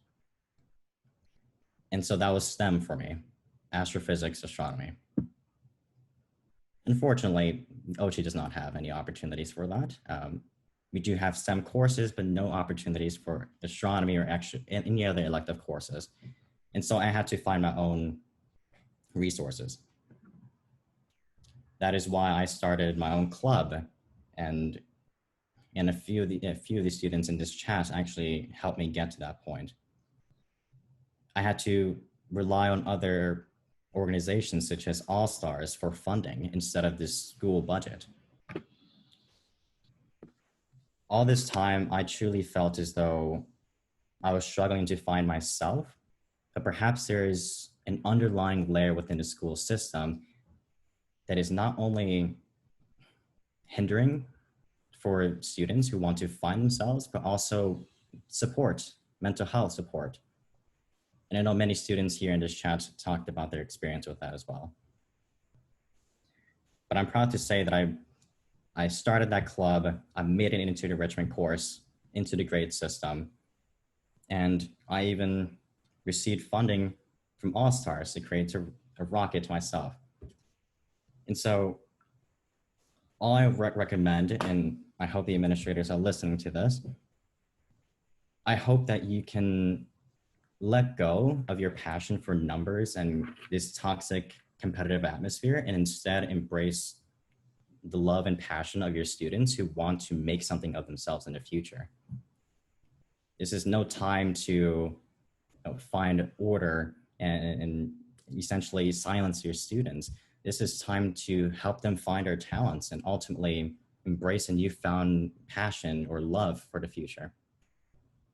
Thank you for listening. Thank you very much, Osman. Okay, now we have Melissa Ayala. Is she here? She's not here, but I have something for you guys either way. So I'm gonna read it off a text that I got. I've always seen Ouchi as my safe space and will forever be grateful for the opportunities and people I've met because of it. But I can't overlook some of the realities happening. For personal reasons, I have a restraining order on a family member, which I submitted to the school. My restraining order was for a few years, and sometimes we aren't as punctual renewing it. One out of a few times that family member came to visit, I was pulled out of class. The office staff asked if I could go to the office because my dad came to visit. The teacher gave me permission as she joked around about my father visiting me. I went and found out my dad was at the office, hoping someone would say something or make him leave. Until later, one of my peers brought up the issue with the situation. Fortunately, it was a good day and I managed to get my father to leave without much trouble. But I got back to the classroom and I was pulled out. The teacher kept insisting I tell her what happened, but I wanted to keep it to myself. As she continued, I was pressured to tell her because if not, she was going to call child services on my family and I, even though she had no clue what was going on. I went back to class because I had to complete a time test and was stressing about it. When I got to the car after school, I told my mother what happened, and upset she went to the office to figure out what happened. I don't know the details, but my mother came out sobbing the entire car ride because she didn't get a response she wanted. Yeah, that's it. Thank you, Pablo, for reading Melissa's comment. I just want to say something before we move on. After Marifer, we will be capping the comments. We will be ending there. Public comments, because we want to give admin a chance to say something or, have them address anything that they've heard.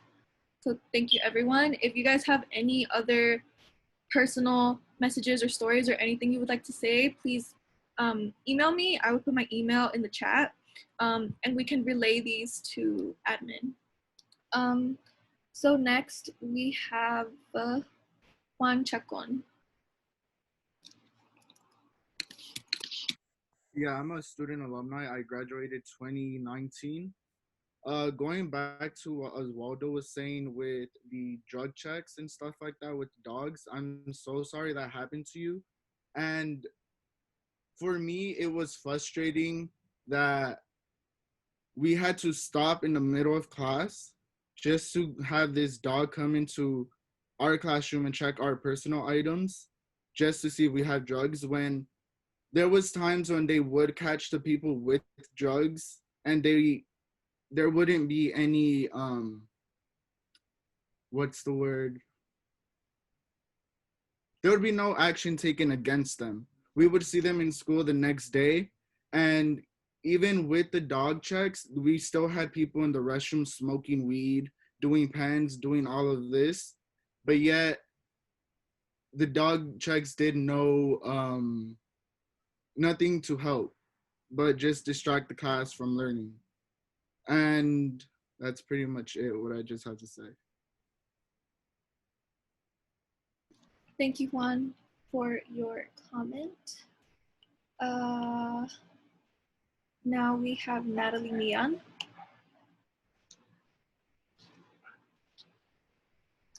Is Natalie still here?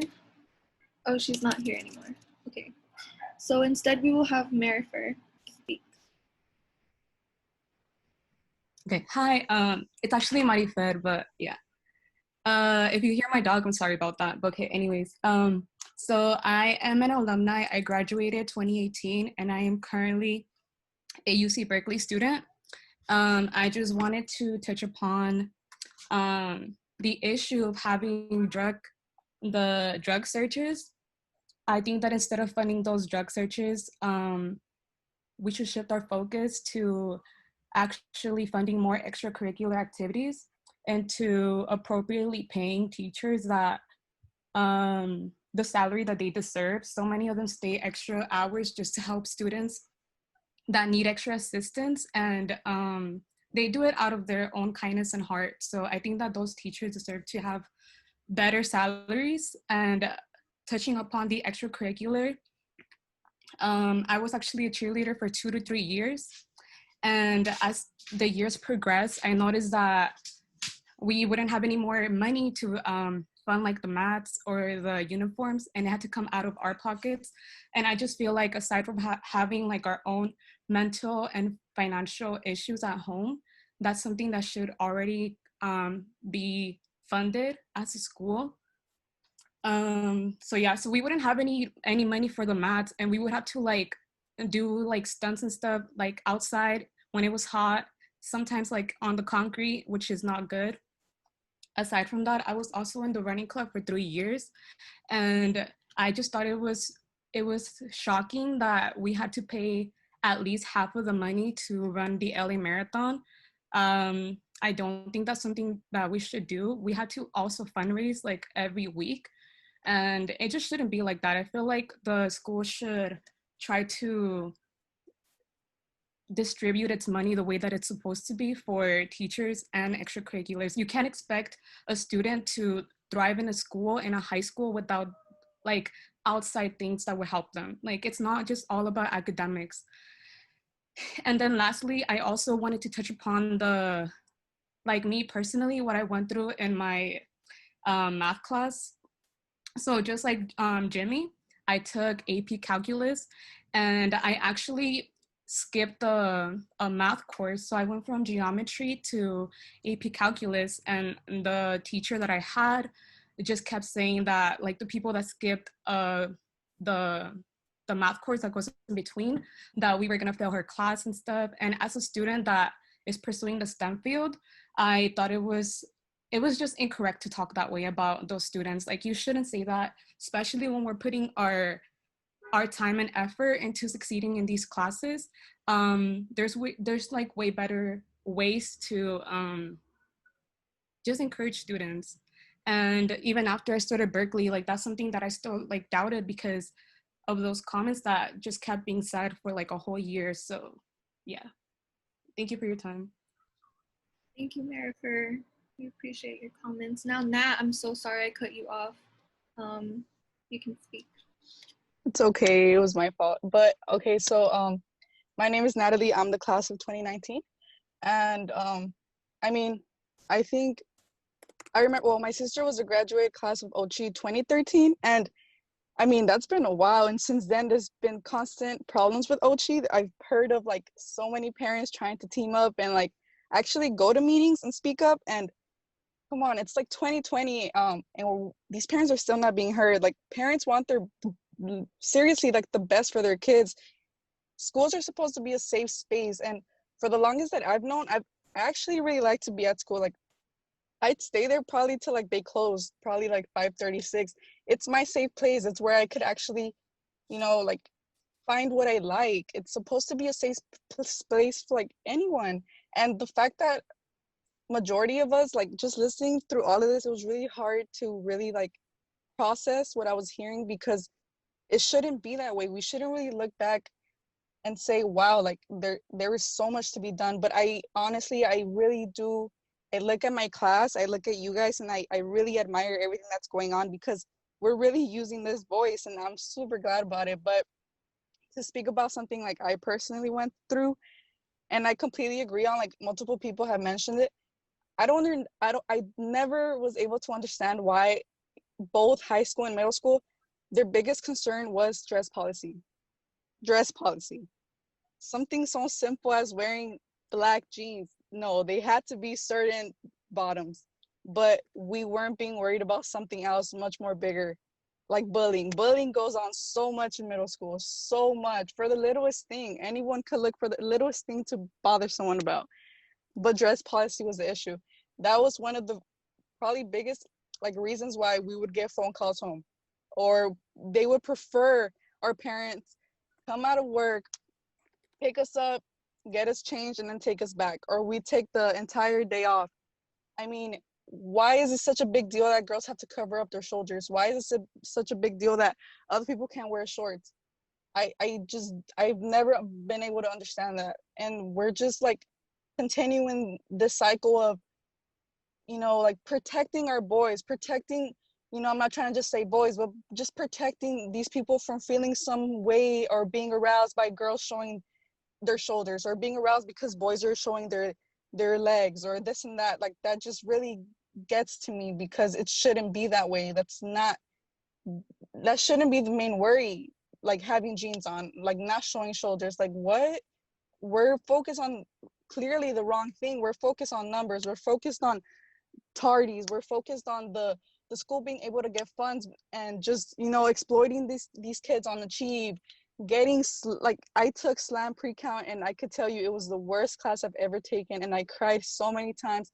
And I honestly thought I was pretty good in math, but that class clearly proved me wrong.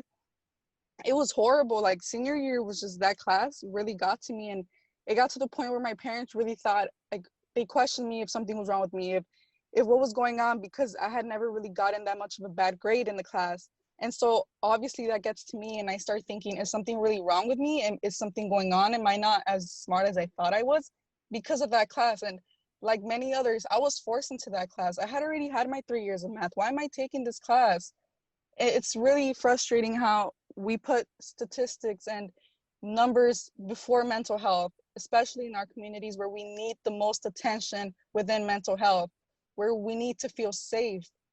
And one time I was confronted by a staff member. I'm not sure if I should say, but I was confronted by a staff member.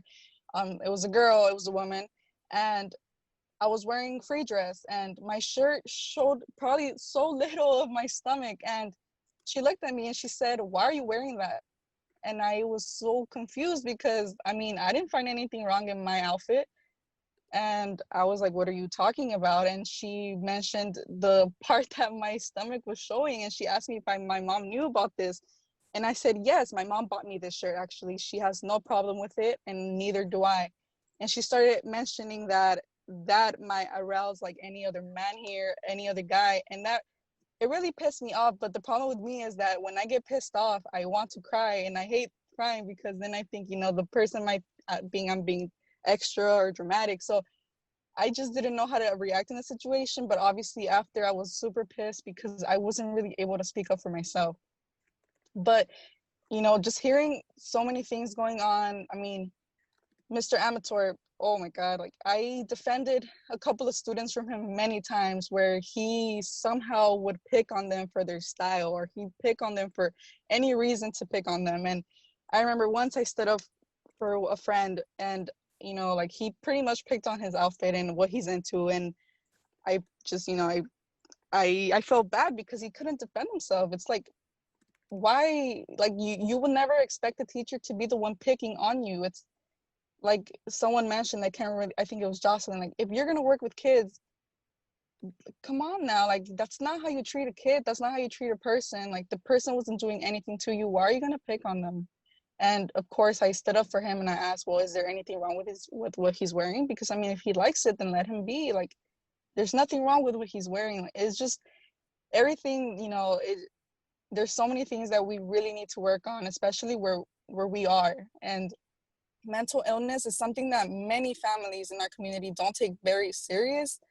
And it's something we really need to like just educate everyone if we can, you know, like just do the best effort we can, and just show people that the tardies, dress policy, it's not the biggest problem here. It definitely isn't. There's much more going on that we need to really take seriously. And that's all I have to say for now.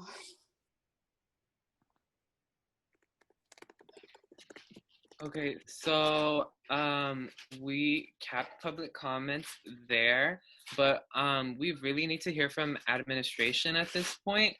Someone actually sent me a question directly for admin. So this is for Ms. Tramble, this is for Ms. Mazzani, this is for Ms. Han.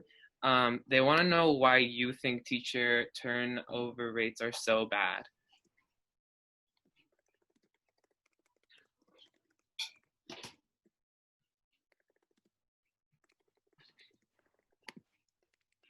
Hello, everybody. I'm not sure if you can hear me. I'm in the car. I'm going through mountains, but originally I wasn't able to make it, but I thought that this was really important. So I just want to say that today I'm here to not really defend or justify anything that you said. My presence and the presence of the admin team is really to listen to you, make note of your true feelings, and listen to your experiences.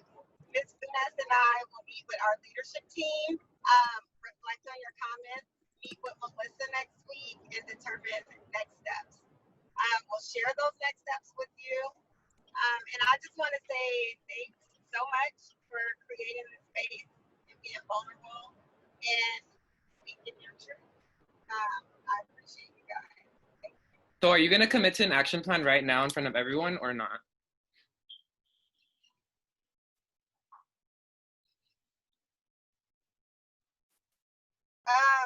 No, we're gonna meet. I'm gonna meet with Melissa. I'm not sure who else she's gonna add to the team next week. We have an appointment next week, and we'll talk about our action plan. We need to hear you, Miss Tramble. We need to hear you commit to something right now while we're all here in front of everyone.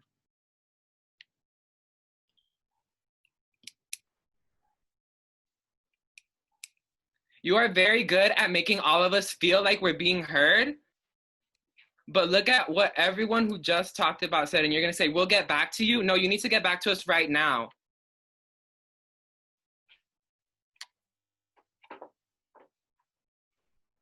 Yeah, Raphael, I hear you. I'm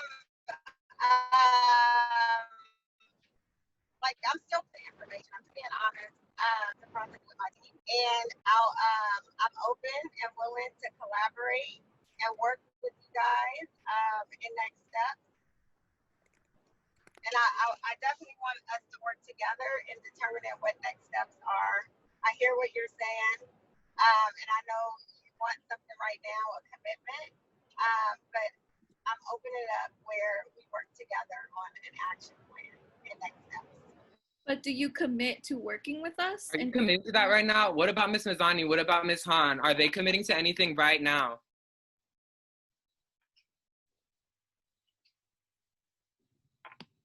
Ms. Han, you've been silent this whole time, girl. We haven't heard anything from you. What's going on? Yeah, we're all committed. We're really all committed. We're already starting a lot of the work. We started some of the work, and we're ready to share with you like some changes that we've already made. But we're all committed to doing the work with you, Raphael. That is not enough.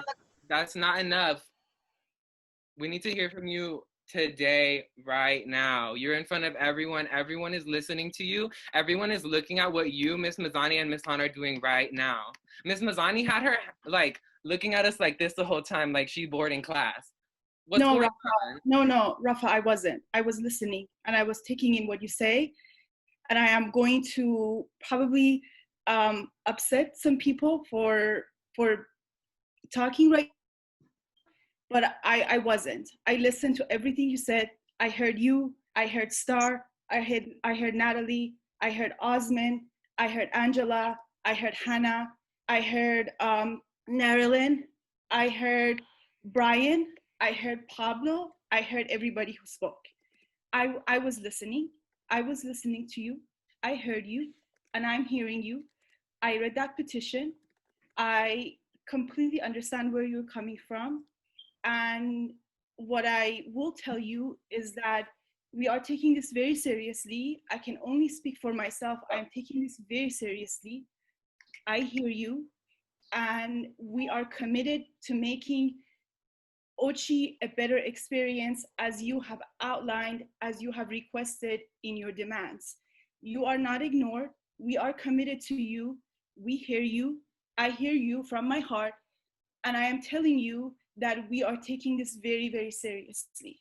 And I apologize to you if my facial expression were not serious enough, but I heard you. I heard you. And I can tell you exactly all the points that were made. I heard you with an open heart. And I came here with an open heart to hear you. Thank you. I just want to say one thing.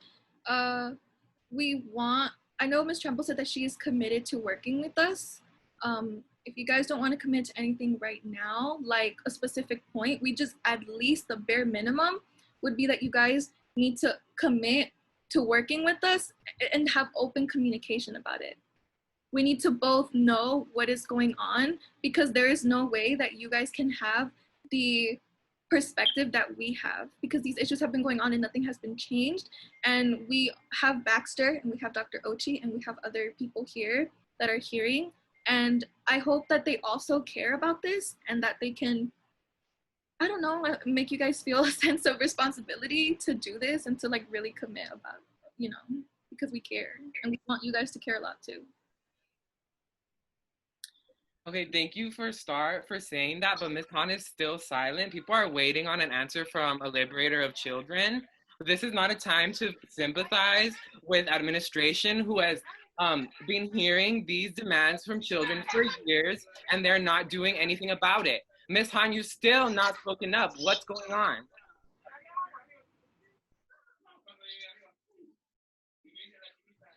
So Raphael and everyone, thank you again for creating this forum. Like Ms. Mazzani said, we hear you. We're learning a lot as we listen to your experiences. We're not here to share our side or defend, as you guys mentioned at the beginning of the meeting. We're just here to listen and do better. So when you ask what we're willing to commit to, we want to work with you. We want to sit with you, go through every demand line by line and see everything. We want to work to implement everything, right? But it has to be a partnership, and that's what we're willing to commit to. Full transparency. This is a true partnership, equal footing. We want to make Ouchi better. And I think this movement right now is a time of reckoning for all educators, right? We're re-examining education. So I'm just here humbly to listen to you and not to defend anything, okay? So we don't want you to defend yourself. We want you to apologize. So I'm so sorry for any of my actions that have caused a negative experience for you guys. We own all of our mistakes, and that is why we are committed to sitting with you, working with you, and making Ouchi better. Okay, thank you. My name's Ryan Bennett. I'm one of the superintendents that works with Ouchi-O'Donovan.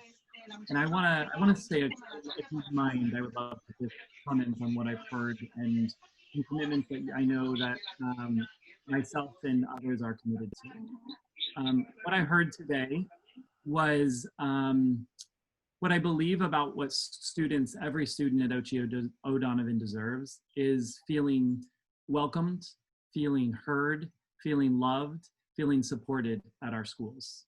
And what I heard today was experiences that did not reflect that did not reflect that experience that each of our students deserve. And it causes me concern. And I know that it causes Ms. Tramble and others on the team great concern. What you have committed, and I know it sounds like words, and I can understand if I were in your shoes, I would feel like it just feels like words. But you have our commitment, you have my commitment to make sure that things change. You also have my commitment on one of the things I heard most specifically immediately was that our curriculum does not reflect the backgrounds, the Black and people of color that it should. And you have my commitment to make sure that that changes. And in fact, our team at the home office is working to make sure our curriculum changes immediately for the coming year. I realize for many of you alumni, that actually does not actually impact your experience at Ouchi-O'Donovan, but it is something we are making sure changes immediately, and partnering with teachers to make sure that they have flexibility and options and opportunities to work with that curriculum. I think that's one. Two, you have our commitment to make sure that we are adding additional supports for you and for students to make sure that they don't feel just like numbers and that they're forced to go to colleges. I think you have our commitment to make sure that we are stepping back and making sure that the experiences that we heard here today absolutely change for the future. Okay, so is the ranking system at Ouchi going to be removed? What was that? Is the ranking system at Ouchi going to be removed? I can't commit to any of those specific actions yet until I meet with the leadership team. So I hear all of those demands. I want to note that they are. I understand why those are the demands, and absolutely understand them. Okay, and did you know how bad the turnover rates at Ouchi are, or no? Were you aware of that? To be transparent, I am the instructional superintendent for the middle school, and I'm starting at the high school. I know that Ms. Tramble and the leadership team has been and is concerned about the turnover rate. I know that much. Okay, cool. Thank you. Also, there was Luis Gallegos wants to speak. Hi, everybody. So I'm Luis Gallegos. I'm one of the other assistant principals at our high school. This past year was my first year at our high school, and so I'm pretty new to the community, but now I'm it's year 2, so it's a little bit different. First, I wanted to thank all of the student organizers here for coming together and creating a space in which student voice was amplified, in which you allowed and invited us, the leaders of the school, to come in and listen to your concerns. I want to echo what everybody has said. We're hearing you very loud and clear. Part of what it means to commit to working alongside you is to sit down with you and do it with you, right? Rather than saying, what we think are the solutions. We want to open that up to dialogue with all of you and make sure that you are all incorporated in that process.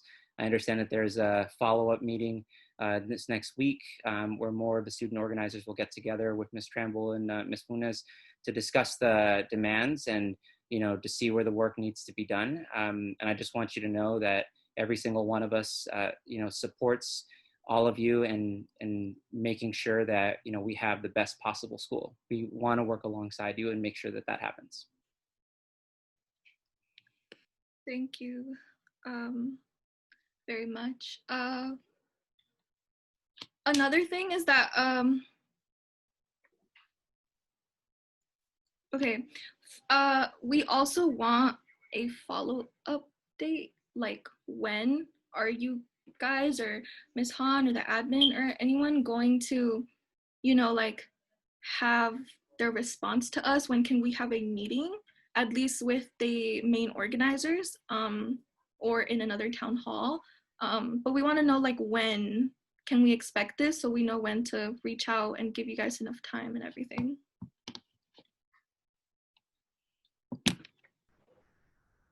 So there's a meeting planned with Melissa on Monday. I'm not sure who else is who Melissa is inviting to the meeting, but we're open to her bringing other members.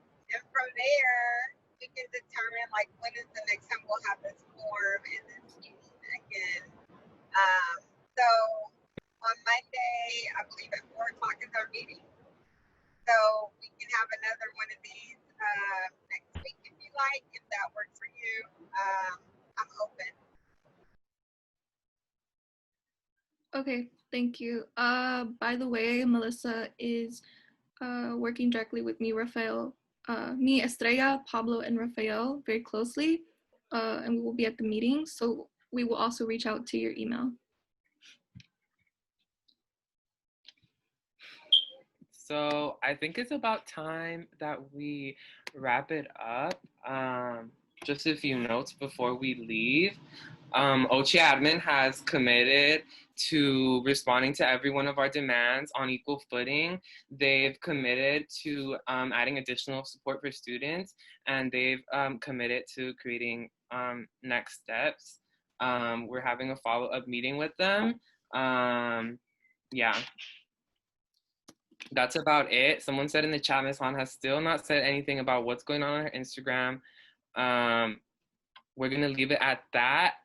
I want to thank everyone who came to this meeting and thank everyone who didn't come to this meeting who are still supporting us. Know that we got more than 375 signatures at a school of 500 students. I want you guys to be really proud of yourselves and really proud of what you did. Thank you so much for everyone for coming, for standing up. Yeah, I hope everyone has a great rest of their day. Thank you. Have a good day.